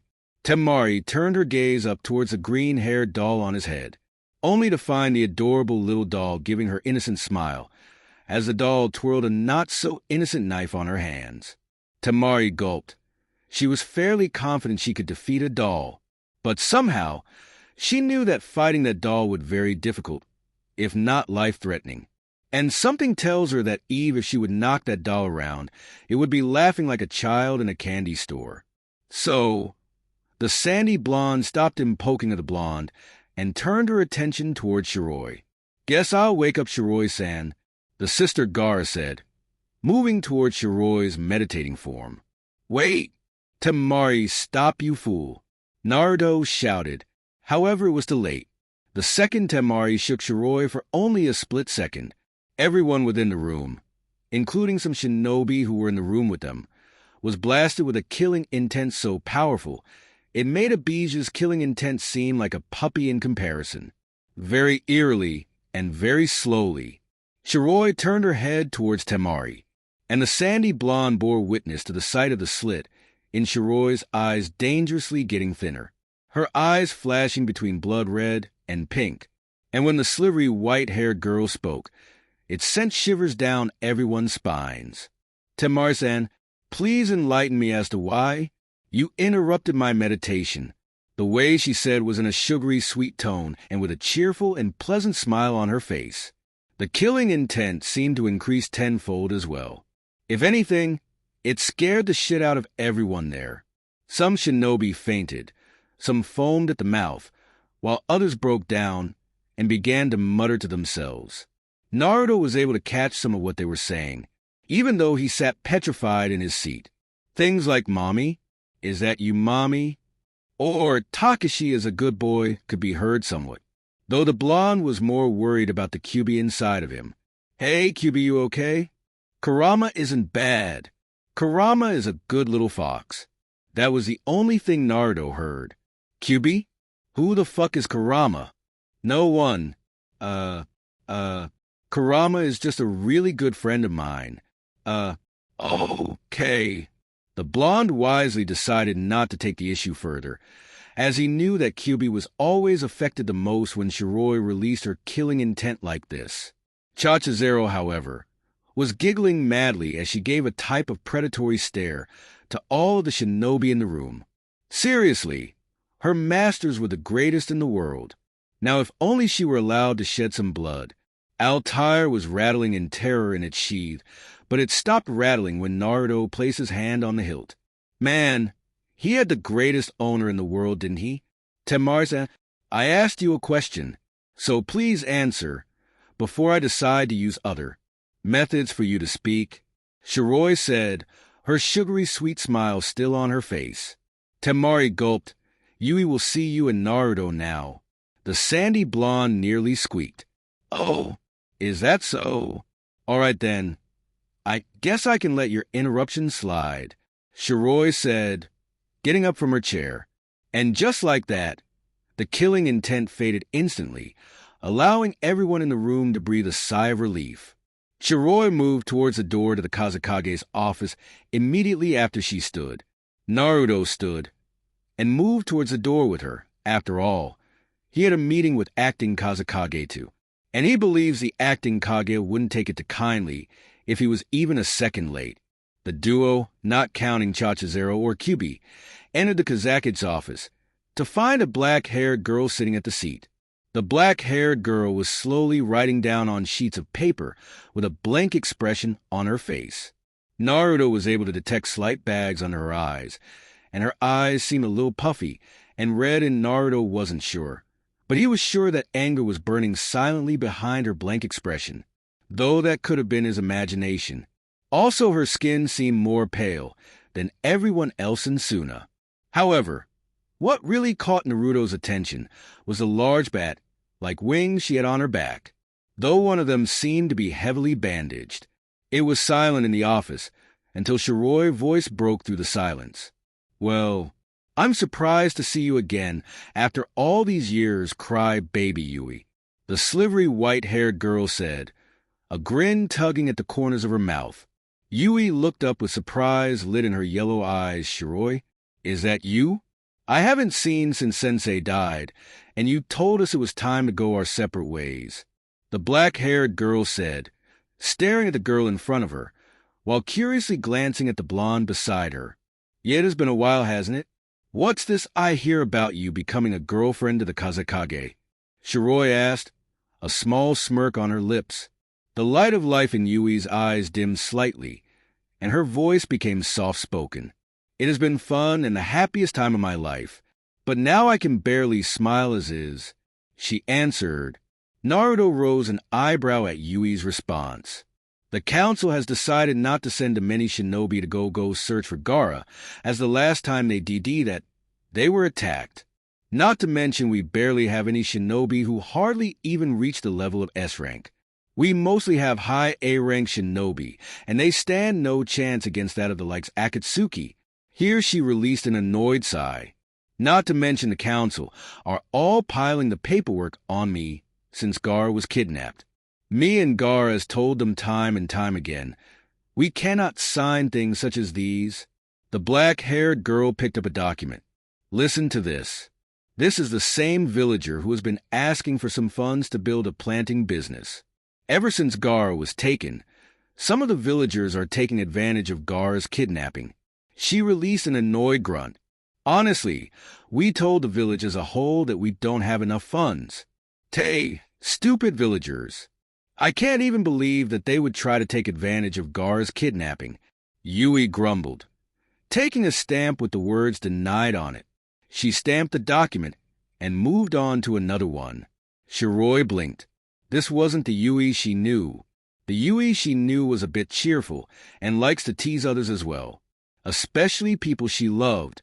When she's depressed, she'll work twice as hard to distract herself, and she becomes more irritable. It seems that Gaara's kidnapping had hit her harder than she thought, and Yui was dealing with it the only way she knew how, and that was overworking herself. However, in doing so, she was starting to become more irritable. And when Yui is irritable, let's just say that things tend to get reality bending. A succubus like Yui is able to have both charm-like ability that allows her to have members of the opposite gender become her servants and illusions. Yui's abilities mostly revolved around illusions. Her talent for illusions was, to say the least, incredible. She would be able to put you in an illusion so powerful that it would seem as if years went by in the illusion, but in reality only several seconds would go by. Shiroy should know, after all, Yui caught her in an illusion like that. Despite Shiroy being very powerful, she never saw the need to learn illusions. As a result, Shiroy only learned how to identify and dispel illusions rather than cast them. Illusions were more of Yui's specialty. Because of Yui's specialization in illusions, it left her rather lacking in some other areas. Though Yui was still powerful even without illusions. Without illusions, she would still be able to give a jonin like Kakashi a good workout. However, when Yui is upset, then her illusions begin to run amok. Despite her specialty being illusions, Yui still has problems controlling certain illusion techniques. Techniques such as Yui's own illusions art, Hellish Paradise Fantasy, was especially difficult for her to control. The technique involved her trapping you in a sunny beach resort that seemed to be nothing but pure heaven. However, that was all a deception, as only within several seconds does the illusion change drastically. Instead of the sunny resort, it changes into a resort that seemed to belong to hell itself. The sky blood red and alit with blood red flames. The sea changing into a blood red color with dozens of demonic sharks swimming in it. The healthy trees withering, until nothing remained but black husk of death. And you would find to your own horror that your own skin would be melting right off you because of the contaminated oxygen in the air. Not counting the fact that no matter what you tried to do, you couldn't break out of the illusion unless you had even better control over illusions like Yui had. Or you had someone there to help you break free from the illusion. Shiroy only managed to break free from that exact illusion because her raw Yuki alone overpowered Yui's. Shiroy lightly shook her head and instead focused on Yui, who was furiously writing on the various papers again. The white-haired girl sighed in annoyance and reluctantly kept quiet, as it was obvious Yui was in no mood for a reunion, though she wanted to tease her and call her by her nickname, damn it. Oh well, I can tease after we save the Kazakage cry, baby Yui, she thought, mentally snickering. Naruto, whose curiosity was burning with white-hot intensity, kept quiet, as he was still in the presence of the village's acting Kage. Jiraya had taught him politics, and how to behave in front of a Kage or any other political figure. After several minutes of watching Yui continue doing paperwork, Naruto began to get stir-crazy again. However, it was quickly broken when Yui spoke. "I'm sure you're wondering why I called you here," she said, not taking her eyes off her paperwork. Wordlessly, the blonde nodded. "The reason I called you here is because Baki believes that you and your team will be able to save Gaara.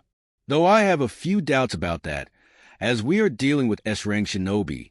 So, of course, you understand some of my concerns," Yui explained, regardless if she knew the blonde understood or not. "So now, a good majority of our shinobi are depending on you and your squad to save, while we hold down the fort here." She gave an unladylike snort. "I wish I myself could come with to save Gaara, but if Gaara were in my position, he would do what's best for the village. And the best I can do for him is continue my duties like he'd want me to." She finally took her eyes off her paperwork and gave the blonde a hard stare. "Lots of our shinobi are placing their faith in you to save Gaara, including me.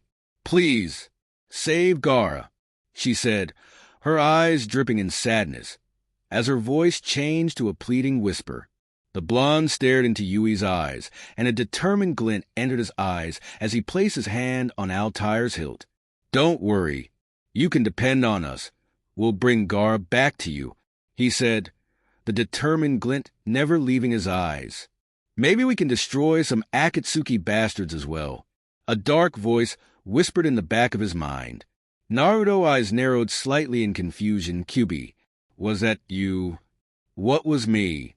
the king of the Bijou asked, blinking in confusion. "Nothing. It was nothing at all," Naruto responded, though he wasn't so sure. Kyubi merely rose an eyebrow in interest, before he shrugged and shut his crimson-colored, preferring to get some sleep before they fought with Akatsuki. Yui stared at the blonde shinobi in front of her for several moments, before she gave a grateful smile. "Thank you, Naruto-san," she said gratefully, bowing her head in respect. Shiroy smiled at her dear friend, and she winked towards the black-haired girl. Yui blinked before she silently giggled. She returned Shiroy's wink and turned her attention towards the blonde. "Now then, it's not much, but here's the information we were able to obtain from the members of Akatsuki that we encountered. One of them had long blonde hair tied in a high ponytail, with a bang covering the right side of his face. From what we were able to gather, this shinobi is able to utilize clay as his Mion form of weaponry." She paused to make sure both Shiroy and Naruto were paying attention. Chachizero paid rapt attention. Using clay as a weapon? It sounded useless. He uses his clay by forming it into some type of animal, and when they are within a close proximity, they explode, she bluntly stated. Shiroy and Naruto blinked owlishly for a moment. Before in unison they tilted their heads slightly. Chachizero blinked once, twice, thrice, and a fourth time before she began to giggle madly. The idea of having clay animals blow up was just so damn awesome. Yui, seeing their tilted heads, giggled silently. The other member of Akatsuki, "We don't really have any information regarding him as only Kankuro fought him. And since Kankuro is unconscious at the moment," she trailed off. "That means the second person is an unknown at the moment," Naruto mused, Yui wordlessly nodding at his assessment. So we have an unknown, and another whom we just can't miss," Shiroy confirmed, closing her eyes in thought. "I heard from Ero-sensei that to extract a bijou from their host it requires 3 days at least in order for the extraction to be a success. And based on the time it took us to get here, we lost 2 days and a half. If we are to have any hope of saving Gaara, we need to move now," Naruto stated, his voice taking on a serious edge. Yui nodded. "Yes, that is true, and Kankuro must be healed from his poisoned state. From a report I've just gotten from the hospital, Haruno Sakura is currently treating him at the moment. However, it would take a day at best, and by then..." She trailed off in slight depression. By then the extraction would be complete. Naruto finished grimly. The room was silent for a few moments before Shiroy spoke. "Why not split up?" she advised. Everyone turned to her for an explanation. Seeing this, she continued, "Why not leave Sakura here to treat Kankuro, and we bring along another shinobi of yours with some medical experience? That way we can kill 2 birds with 1 stone," she finished. "You're suggesting..." Yui trailed off. "You're suggesting that while Sakura heals Kankuro, we can go and save Gaara with the assistance of another Suna shinobi. That way we can save both Kankuro and Gaara at the same time," Naruto realized. Shiroy nodded in approval, and a feeling of pride while a hint of arrogance appeared in her eyes. There was no doubt they were going to go with this idea. She puffed her chest out in pride. It felt good being superior to others. Excluding Naruto, of course, as Shiroy already acknowledged that the blonde was stronger than her. "I'll go tell Kakashi-senpai our next course of action," Naruto stated, before he left through the door. Chachizero waving at the duo of girls as they left. With Naruto now gone, Yui returned her attention back to her paperwork, though she glanced at Shiroy from time to time. Shiroy moved towards a window and gazed upon the setting sun. For several moments it was silent, before Shiroy broke the silence with her soft voice. "Don't worry, cry baby Yui. We will save your boyfriend. Naruto let anything distract him from saving him. Trust me." Yui remained silent for a moment. The only thing that could be heard was the sound of a pen writing on paper. Soon that sound was joined by the sound of something wet hitting the desk repeatedly. "Shiroy, thank you," came Yui's soft voice. It was barely above a whisper. Shiroy wordlessly moved toward Shiroy and hugged her close, taking extra care to not aggravate her injured wing. "Anything for my sister. Now stop crying, cry baby Yui," she said, taking a pen and helping Yui with a few documents. "Yeah, I promised myself I wouldn't cry anymore," Yui muttered, returning Shiroy's hug with her own, though her generous bust was almost engulfing the white-haired girl. Shiroy twitched, but made no other movement other than tightening her grip on Yui, and resumed writing on some documents. The white-haired girl swore at that very moment that she would completely destroy the motherfuckers who dared to make her sister cry. She would make them pay. By the time she was done with them, castration would be considered a gift given from Kami herself. Toby silently sat under a massive underground tree. The tree seemed to be flourishing quite remarkably given the fact that it was underground. However, the most disturbing thing about the tree was the human face that was melted into the very tree itself. Upon closer inspection, the human face was eerily similar to that of the Shodan Hokage of Konoha. Toby remained in the silence for several more minutes, before his voice echoed out throughout the entire hideout. "Zetsu." There was tense silence for a moment, before a white Zetsu clone emerged from the ground below. "Yes." Toby didn't speak immediately, preferring to stare at the face that was melted into the tree for several moments longer before he spoke. "I want you to observe the Kyuubi Jinchuriki very closely when he moves to save the Kazekage." "Why the sudden interest in the Kyuubi Jinchuriki?" Zetsu asked. "There has been a change of plans. Instead of extracting the Kyuubi completely, we will only extract a fraction of what is truly needed," the masked man answered. "Why?" the Zetsu clone asked again. "Because we will convert the Kyuubi Jinchuriki to our cause," Toby answered, his Sharingan never moving from the Shodame's face. "Are you sure he will approve?" "When he is revived," Zetsu asked uncertainly. Toby didn't answer right away, and when he did, his tone was blank but still cold. "He will approve of it. After all, he gets two things out of it." "What does he get out of it?" "Not only will he have the power of the Kyuubi Jinchuriki willingly, but he will have someone of his very flesh and blood on his side," Toby stated. "I don't understand," Zetsu said in confusion. Toby finally turned his head toward Zetsu. "You're joking. He created you, yet you do not know of his blood being passed down," he said, disbelief in his tone. Zetsu's eyes narrowed in confusion, before suddenly his eyes widened in realization. "Why, you mean?" "Yes, Kyuubi Jinchuriki is of both his descent, and that of the Nidame's descent as well," Toby confirmed, returning his gaze back towards the Shodame's face. Shock was the only thing Zetsu was feeling at the moment. To think that the Kyuubi Jinchuriki was of his descent as well as the Nidame's Hokage's descent is nothing short of unbelievable. However, confusion crossed his eyes in that moment. "Wait, how is he of the Nidame's descent?" "Tobirama was the grandfather of the Yondame," Toby curtly replied. Zetsu's eyes lit up slightly.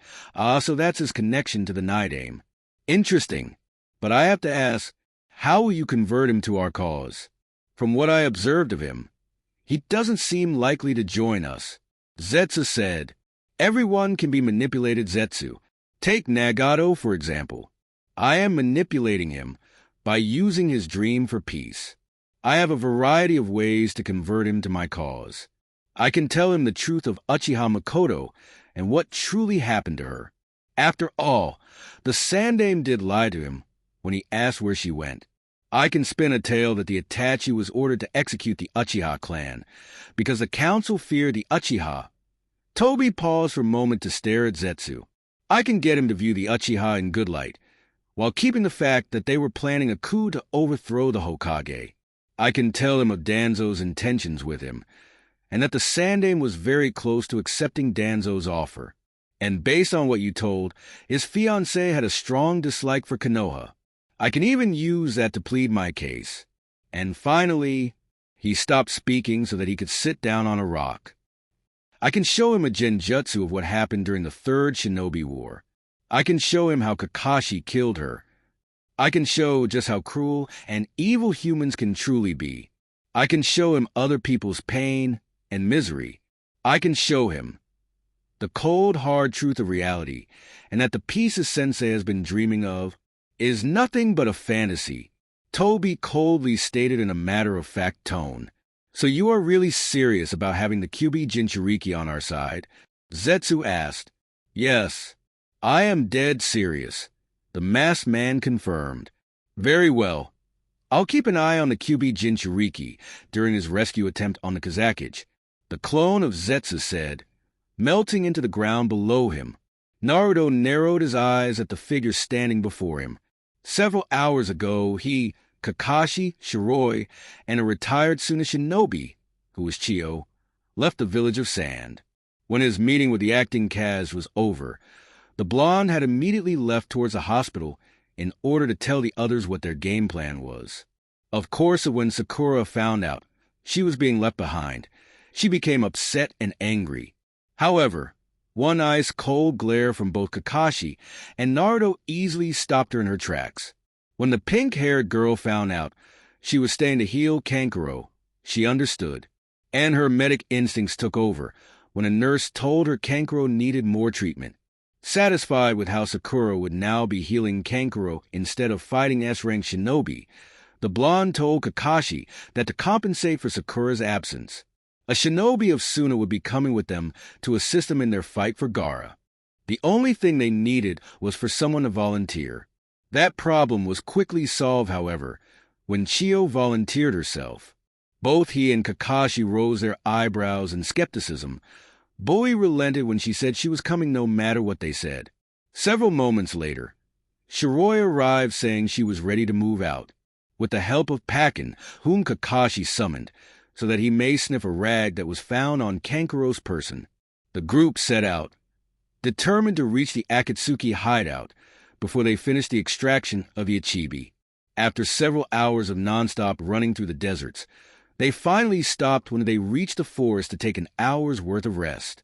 After that, the group set out immediately once they were done resting. During their trek through the forest, Naruto overheard Chiyo speaking with Kakashi about why they would risk their lives to save Gaara when they didn't even know him that well. Kakashi responded that both Konoha and Suna were allies, and that no matter what, Konoha sticks by its allies. Kakashi also responded that this mission was extremely important to Naruto. Chiyo asked why that was, to which Kakashi responded with, both Naruto and Gaara understand each better than most people do. This is because they have a similar burden. Chiyo was able to put 2 and 2 together, and she solemnly lowered her head. An hour later or so, Chiyo questioned on why Shiroy was helping when she looked as if she could care less. Kakashi responded that he himself didn't know much about Shiroy, only that she was Naruto's fiancée, and that she only came because she seems to know their acting Kage. He also suspected that she came because she didn't trust Sakura to not do anything with Naruto. However, Kakashi kept that last thought to himself. Several minutes later, Pakin declared that a new scent was just ahead of them. The team tensed, and they burst into a clearing to meet a figure that 2 members of the group knew all too well. They could never forget the person standing before them. Long black hair, tied into a low ponytail, 2 vertical lines on the sides of his nose, a slashed forehead protector with the Konoha symbol implanted on it, a high-collared cloak with red clouds adorning it, and finally, a pair of Sharingan eyes. This could only be one person. Uchiha Itachi, Naruto uttered, blankly gazing at the Uchiha's impassive face. Hello, Naruto-kun. It has been quite some time. The Uchiha killer impassively said, a small flicker of interest shining in his eyes before they dulled. That it has, The blonde responded, his form tense as he avoided staring into the Uchiha's eyes. "Shiroy-chan, whatever you do, don't look into his eyes," he whispered. Upon not receiving an answer, the blonde turned his gaze towards his fiancée, only to see her staring blankly ahead. Her eyes glazed over as if she wasn't even there. The blonde's eyes widened, and his head snapped back towards Itachi's only to have his fears confirmed. The former Konoha shinobi's eyes were in the shape of pinwheel-like design. The blonde clenched his fists, however his eyes, along with Chiyo's and Kakashi's, widened in disbelief when the Uchiha suddenly stumbled back. His eyes seemed to be hollow and he seemed broken as well, and they were able to detect a slight shiver running through his body. They turned their heads toward Shiroy, only to see her grinning madly, as her eyes held a dark glint in them. Moments ago in Itachi's Tsukuyomi, Shiroy blinked owlishly as she looked around her new surroundings. She didn't know what the fuck just happened. 1 second she was standing beside Naruto, staring into, what was his name again? Itacha? Itaga? Itachi? Yeah, it was Itachi. Anywho, she was only staring into his eyes when they changed into a different design. And suddenly she found herself in some type of world where the color was fucking inverted. She did not enjoy looking at a black moon. It just didn't feel right. "Welcome to world of Tsukuyomi," a voice drawled out behind her. She slowly turned her head towards the person behind. And would you look at that? It was Itachi. What a surprise. "Okay, not really. Yeah, I kind of figured I was somewhere different," the white-haired girl responded, curiously looking at the red sky. Now that type of sky was simply beautiful.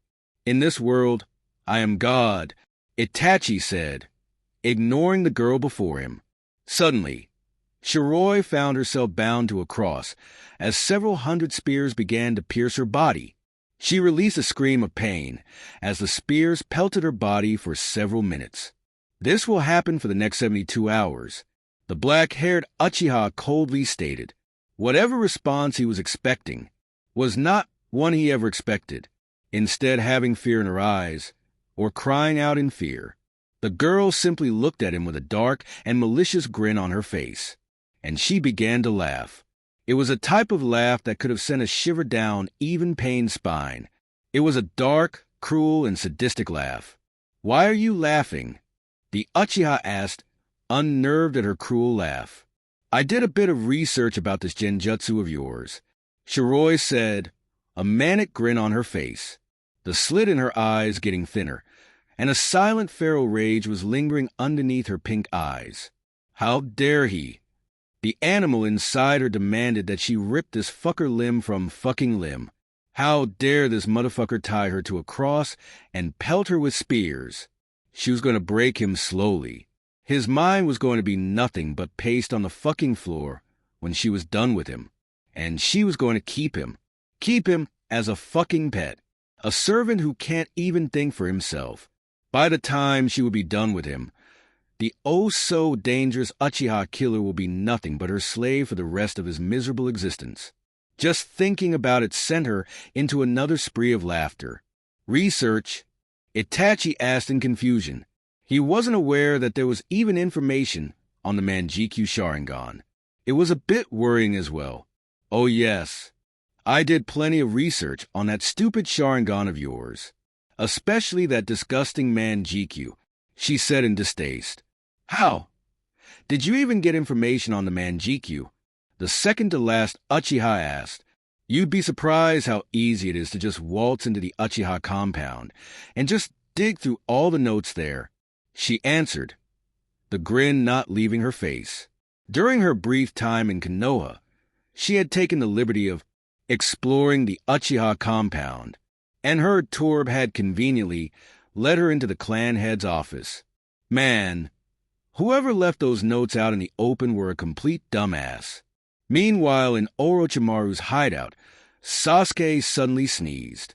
He scowled and wondered if a fucking fangirl was thinking about him again.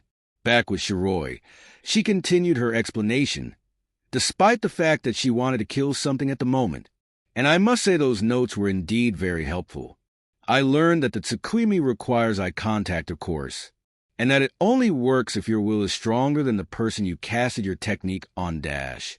I already know this. Itachi cut in bluntly. But do you know what happens when that person's will is stronger than your own? She asked, her grin becoming larger as her eyes gained a darker gleam than before. Itachi rose an eyebrow in curiosity. I have a few suspicions why, he asked. His eyes widened in pure horror when he was suddenly mounted onto the very same cross he had tied Shiroy onto.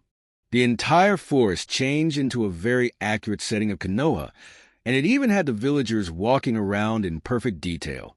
Everything felt so real. The sounds, the smells, and children's laughter, and even wind blowing against his face.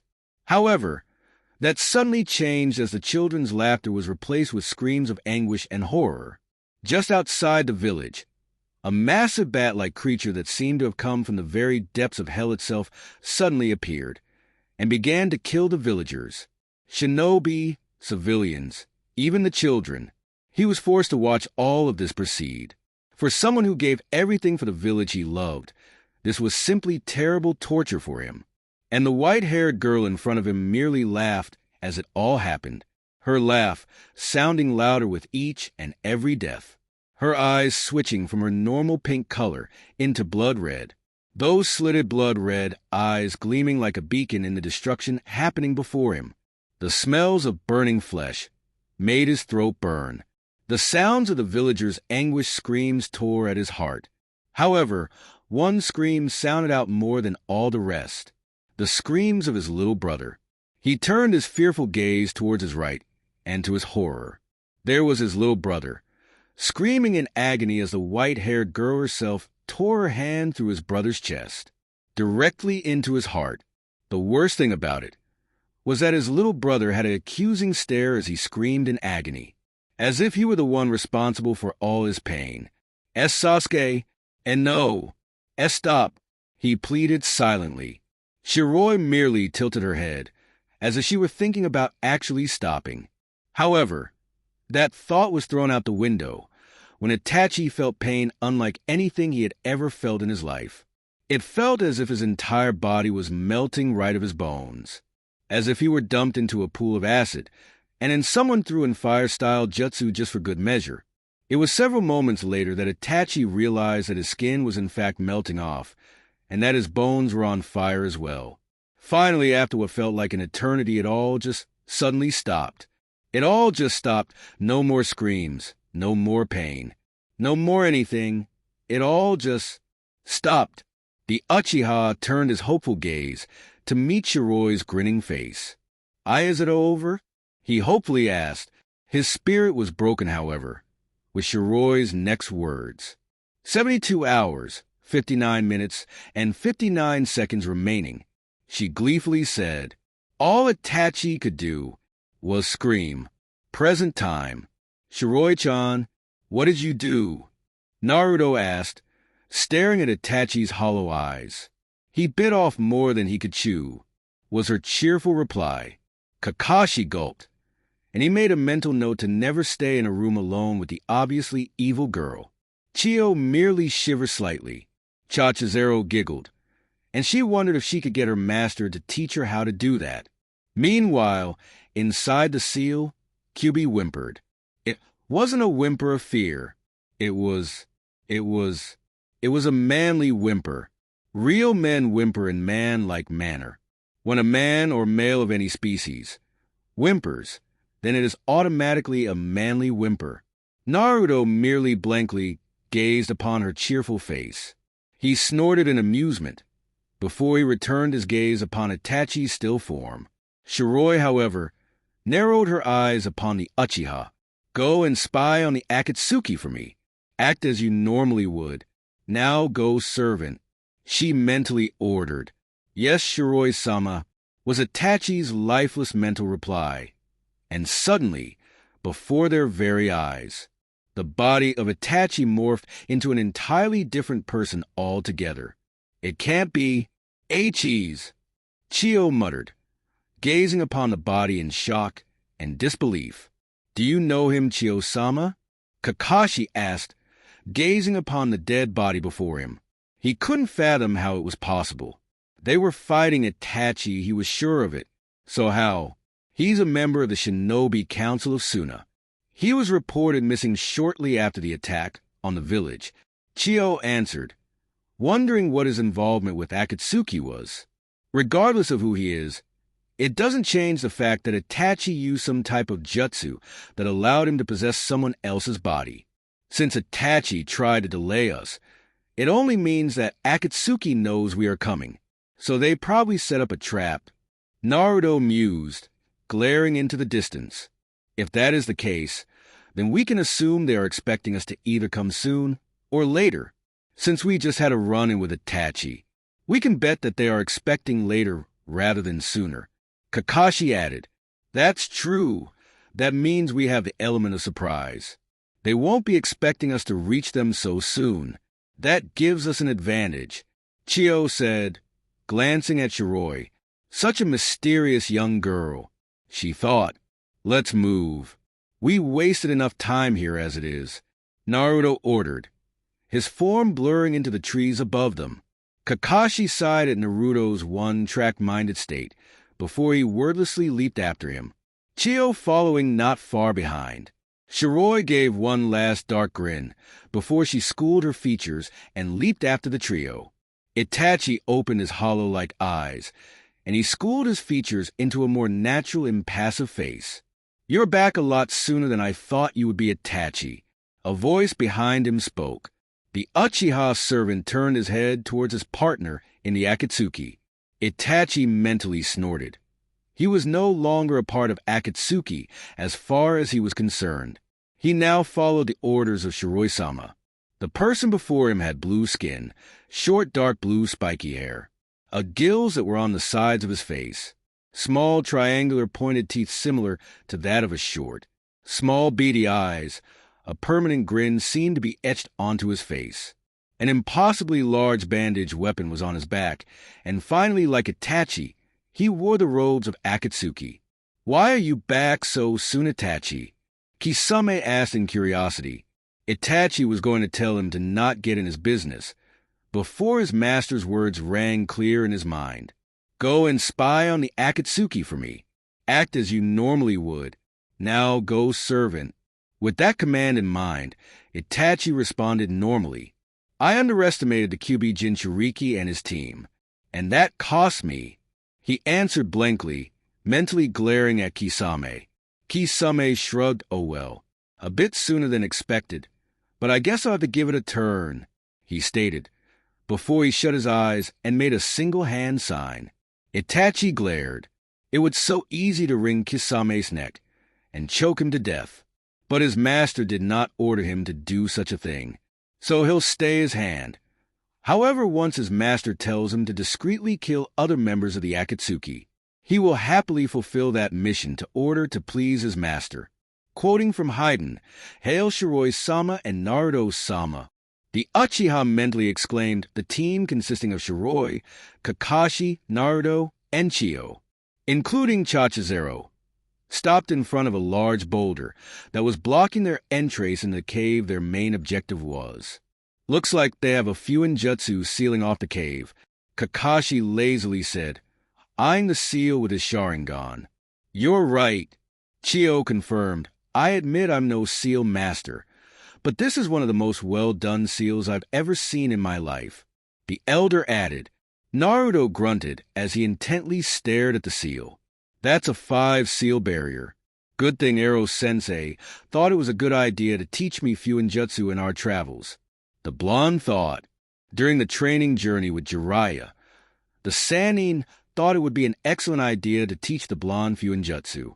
The blonde didn't see the point of it at first, but shortly after the Sannin had explained the advantages Fuinjutsu held, the blonde took to it like a fish to water. Heck, Naruto didn't even know he could be so good at Fuinjutsu. To be honest, he had assumed that the art would be much too difficult for him, as everyone had told him the art of seals was difficult to master. Yet he never had that problem to begin with, for some reason. It was when Jiraya told him that Fuinjutsu was in his blood, did Naruto finally understand. The Uzumaki clan was very well versed in the art of seals. They were so well versed in the art, in fact, that IWA and Kumo feared the Uzumaki clan because of their sealing expertise. When Naruto remembered that his clan was so well versed in seals, he felt like banging his head on the wall. He was part of the Uzumaki clan. Of course, he would be a prodigy in the art of seals. He couldn't believe he had forgotten that. Obviously, he had been much too busy with even thinking about trying out seals. Regardless, under Jiraya's watchful eyes and lecture, the blonde was proud to say he was a sealing master apprentice. Basically, a sealing master who had only a few things left to learn. Jiraya said once he reached level 10, then he would be a sealing grandmaster. Naruto was a level 9, a master apprentice. I can get the seal off without any repercussions they may have added, Naruto announced, moving closer to the seal. However, before he could get any closer to the seal, a massive chakra signature made itself. Everyone barely had enough time to dodge out of the way before a large figure crashed into the water below them. Well, if it isn't the little Gaki. Long time no see, huh? Gaki! Naruto glared, as the water finally landed back into the river to show Kisame's smirking form. And you have the Kapinin as well? What happened to Jiraya of the Sannin brat? When Kisame set his gaze upon the blonde's form, his grin widened. Well, I can't call you brat anymore now, can I? You've gotten taller. But what the heck is up with that doll on your head? Kisame asked, staring at the doll who was giving his sword a heart-eyed expression. Why did he have the sudden urge to take Samehada and run like his ass was on fire? Hashigaki, Kisame, Naruto uttered, fingering Altair slightly. Kakashi moved to remove a kunai from his pouch, but stopped when Naruto made a stand-down gesture.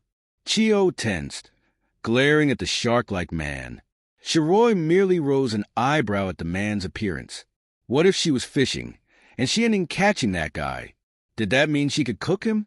Kisame shivered for some unknown reason. The shark man stared intently at the blonde sword. Why did that damn sword look so familiar? Wait, eagle-like pummel, eagle wings for the guard, a black leather handle, along with a black leather sheath. His eyes widened slightly in realization. Gaki, he whispered in slight awe, do you know what you're wielding? He asked / demanded. The blonde rose an eyebrow. Yeah, I know what I'm wielding, Kisame-san. He answered. Kakashi and Chio exchanged curious glances. Kisame eyed the sword in disbelief, before a large smile overtook his face. Well, I'll admit, I wasn't expecting to clash with the legendary Altair. I hope you know how to use that sword, Gaki, Kisame said. Point his finger at the blonde, because I challenge you to a duel. No jutsu, no fancy ninja techniques, just straight-up swordsmanship. What do you say, Gaki? Kisame roared, a manic grin on his face. Naruto blinked in surprise before he glanced at the others behind. Could he afford to waste such time? If his calculations were correct, then the extract of the Achibi will need at least one more day. Yet here they were. They could easily just team up against Kisame, take him down, and rescue Gar with enough time to party. So, why? Why was it so difficult to ignore the challenge Kisame sent him? The answer is because of pride, Kit. QB answered. QB? What do you mean? Back then, when Arashir was still alive, I often asked him why he let his pride get the best of him when it came to swordsmanship. His answer was always the same. Lots of warriors rely on jutsu so much that other arts are being forgotten as a result. I realize that there will come a time when kenjutsu will barely be used, and that true kenjutsu master will be difficult to find. The reason why I take so much pride in my swordsmanship is because I wish to prove that kenjutsu is just as powerful as ninjutsu, end quote. QB responded. So the reason, yes, your pride as a swordsman is being questioned at the moment. The blonde tightened his grip on Altair's handle. What should he do? He knows that Kisame is just trying to buy more time for the Akatsuki to extract the Achibi. But his pride, His honor as a swordsman was being questioned. During his time in training in the art of kenjutsu, he found himself in love with the art. The fluid movements, the graceful dance like battle it allows you to witness and experience. To him, kenjutsu was an art. He enjoyed kenjutsu more than he did fuinjutsu, or even ninjutsu. To him, kenjutsu was an art that may never be perfected no matter what you did, because it was never ending. No matter how strong you got with the art, there would always be someone better than you with the art. So, what should he do? Feeling a hand on his shoulder, the blonde glanced to his right, to see Shiroy face inches away from his. The white-haired girl stared into his blue eyes with her pink ones, and she smirked. She gave him a deep kiss, and she nodded his head towards Kisame, wordlessly saying to kick his ass already. Naruto Taicho, the blonde turned his head towards Kakashi, only to find the silver-gray-haired Jonin giving him a cheeky thumbs-up. Chio alongside him nodding slightly. Altair rattled in excitement. Chachazero reached behind her and pulled out a sign that read, "Go Naruto-chama." The doll was waving the sign around as she danced on Shiroy's head, making a small tick appear on said girl's head. Everyone... The blonde turned his attention towards Kisame, and he did a slight double take at what he saw. Behind Kisame, an asterial figure stood. The figure cleared up slightly to reveal a male individual. He had on a black pants with red streaks licking the bottom, a midnight black mesh shirt. Over the shirt, he wore an assortment of black plates combined together into armor plating, similar to the armor that Tobirama, Hashirama, and Madara has, only it's black. On the front of the chest armor plating was a symbol. It was the symbol of a screeching eagle with two blades crossing behind it. He had long, ankle-length spiky red hair that was spiked in nearly every direction. The bangs partly covered his left face, similar to Madara's hairstyle, only more untamed. He had green eyes with a blue tint to it. An empty she was held at his waist by a red sash. The unknown man gave the blonde a cheerful grin and a wink before he disappeared. Who was that? Who was what? QB asked, a raised eyebrow at the blonde's question. It's nothing, the blonde responded. He took a deep breath before he glared at Kisame. Hashigaki Kisame, Uzumaki Namake's Naruto accepts your challenge, he declared.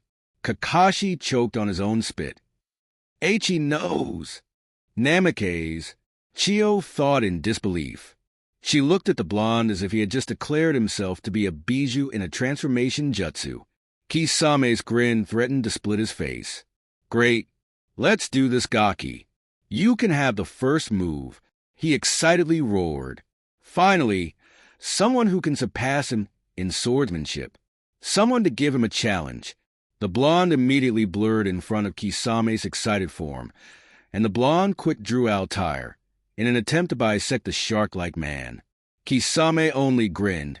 Before, in a blink of an eye, he held Samehada in front of him to take the full force of the blonde's quick draw. Was that the quick draw technique?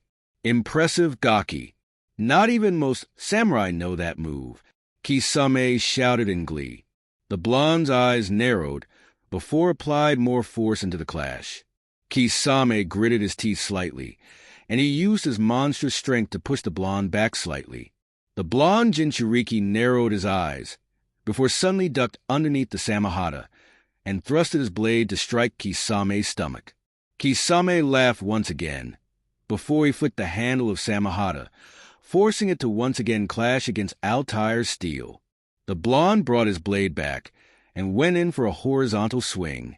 However, Kisame quickly stopped that with a counter swing of his own. The two stared into each other's eyes, and they both jumped back. They ran in a circle around each other, before they met in a furious clash once again in the middle. The two swordsmen engaged in fierce and furious battle of the blades, Altair clashing with the same hand, both blades unleashing their own killing intent, as the both swore to not let their respective masters down. Altair was fighting for the purpose of helping his master achieve his dreams. For over hundreds of years, there has been others who believed they could claim him. Yet they were never worthy of him. They merely wanted him for prestige and their own selfish wants. And now, finally after hundreds of years, a worthy wielder had finally arrived. No matter what, it would not fail its current master. Samahata was fighting for the simple reason of fighting. Its entire history is forged around betrayal and blood. It has had over dozens of wielders, each one more bloodthirsty than the last, and each one more violent as well. It was forged for the sole reason of death and destruction, and nothing would stop it from creating more. It was a sentient blade. After so long of never-ending battles, the personality of its wielders began to influence even itself. It craved battle. It carved for the blood of its enemies. It carved the chakra of its victims. It was forged only for death and destruction. So long as it was able to battle, it was content. So long as it was able to enjoy the thrill of more fights in the future, then it was more than happy to fight alongside its current wielder. As if hearing each other's thoughts, both blades clashed, and furious grinding of metals was heard throughout the clearing. Above both Kisame and Naruto, the asterial images of a silver eagle with a black beak, determined yellow eyes, and a tuft of black fur on its chest appeared above the blonde. Above Kisame, a large blue shark, with scales of blue as Kisame's hair, black beady eyes, that glinted with a gleeful gleam in its eyes as it eyed the eagle in front of it. The eagle screeched at the large shark, and the shark released a roar of its own. Kisame laughed gleefully as he continued to clash blades with the blonde in front of him. Fun! It was so much fun! He hadn't had this much fun ever since. Well, forever. That look in the blonde's eyes. It excited him. It made his blood boil with anticipation. He never thought he would meet such a powerful swordsman. Truly, this blonde would have been treasured by the 7 ninja swordsmen if he were born in Kiri. Maybe, if he had met someone like this blonde sooner, he wouldn't have joined the Akatsuki. Maybe, if he had met this blonde before he had killed his comrades, he wouldn't have gone rouge. But that was in the past. All he wanted was to enjoy this fight to the fullest.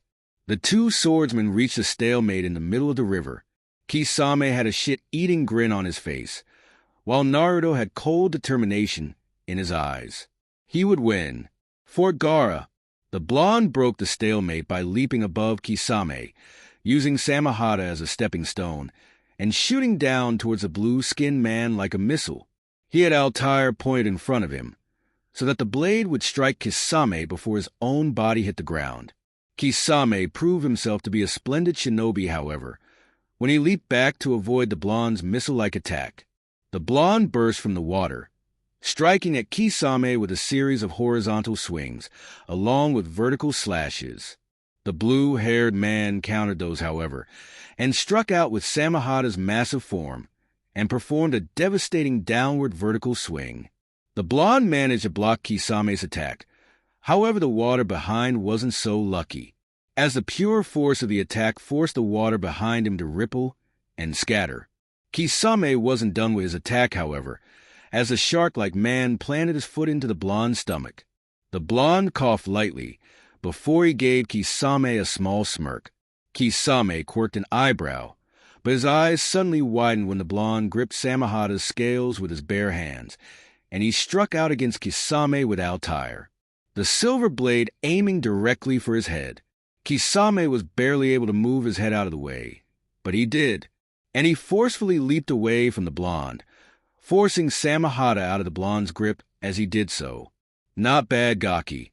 Not bad at all, he said, a long but thin cut appearing on his cheek. I wish we could finish this fight of ours, Gaki, but alas, we can't, Kisame said, shitting Samahata on his back. Naruto quirked an eyebrow, as did everyone else. Why is that? The blonde asked. Let's face it, Gaki. You're holding back. I'm holding back. You're in a rush to save Gaara, and I couldn't use my full power even if I wanted to, seeing as this isn't my real body, the blue skin said. The blonde's eyes narrowed. So you're using the same jutsu that Itachi was using. He trailed off. Yep, Kisame confirmed. Wouldn't you prefer it? If we fought at full strength, instead of this pansy-ass fight we did just now. Wouldn't you want to test yourself against me? At full strength?"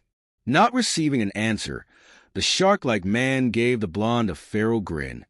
"The next time we fight Gaki, we will fight with our full power, jutsu included." With that said, the S-rank shinobi's body suddenly began to fade, and an entirely new body stood in his place. Before that body crumbled into a heap, the blonde stared at the body for several moments, before he made a single hand gesture for the others to form up. The others were quick to follow the order, and the blonde briskly moved towards the seal on the boulder. "Shiroy-chan, I need you smash this boulder the second I release this seal. Once that happens, I'll charge in there, remove guard from whatever they have him, and Kakashi-senpai. And Chuba, I need you two to provide cover. For both me and Shiroy-chan," the blonde ordered. Wordlessly, the group nodded, and Chachizero found herself at one of her most favorite places in the world.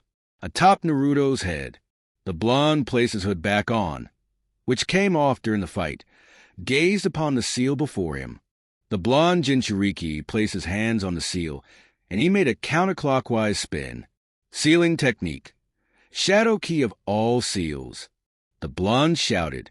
As he spoke that sentence, a vast array of shadow-like hands spread out and began to converge onto the seal. The seal turned black, and it was simply consumed into the shadow hands.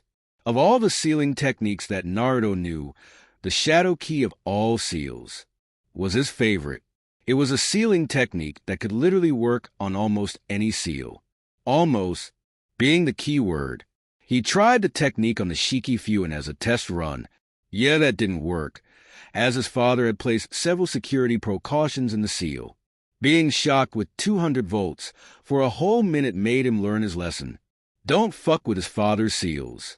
Anyway, with the seal on the boulder now being removed, the blonde leaped back, just in time as Shiroy smashed the boulder to millions of pieces with a single punch. The blonde wasted no time and charged directly into the cave, Kakashi providing support while Chio stayed at Shiroy's side. Both the blonde and Kakashi came back not a second later, an unconscious, but very much alive Gaara, being cradled in the blonde's arms. And the group glared directly into the eyes of every member of the Akatsuki. Chapter end. Now this is totally random, but all of a sudden I feel like giving you guys a teaser of what's to come. So check out this teaser. "Where am I?" the white-haired man said gruffly, looking around the room of complete whiteness. His red eyes served the white room several more times before his stern and impassive gaze settled upon a man with long ankle-length spiky red hair in a fashion similar to that of Uchiha Madara, and a blonde with seemingly golden yellow hair, along with sapphire blue eyes, and whisker marks on his cheeks. "And who are you two?" he demanded. "And no way. It can't be. Why you want me to fight him?" Naruto yelled out in disbelief. "That's right, Naruto-chan. In order to prove yourself worthy of my armor, you will be tested by none other than him," the red-haired man said cheerfully, pointing at white-haired man beside him. Red eyes glared heatedly at the red-haired man before him. What insolence! "I asked a question, and I expect to be answered. Now tell me, why am I not trapped in the stomach of the Shinigami at the moment? And just who is this young upstart beside you?" the white-haired man asked, giving them both a stern glare. My, you are full of questions, aren't you, Tobirama-chan?" The redhead spoke, making Tobirama go red with anger at the suffix to his name. "As to your question, this is Uzumaki Namikaze's Naruto of the Uzumaki clan. Databano," he finished cheerfully. "I see. So you're from Mito's clan, Nice to meet you. I am Senju Tobirama, Naidame Hokage. Though judging from your expression you already know that." With every step away from the familiar, Naruto ventures deeper into the unknown. What challenges and surprises await him beyond the horizon? Will love be the anchor that grounds him, or the force that propels him further? Stay with us on Anime T23 for the next exciting chapter in Naruto's journey. Don't forget to like, subscribe, and hit the bell icon so you never miss an update.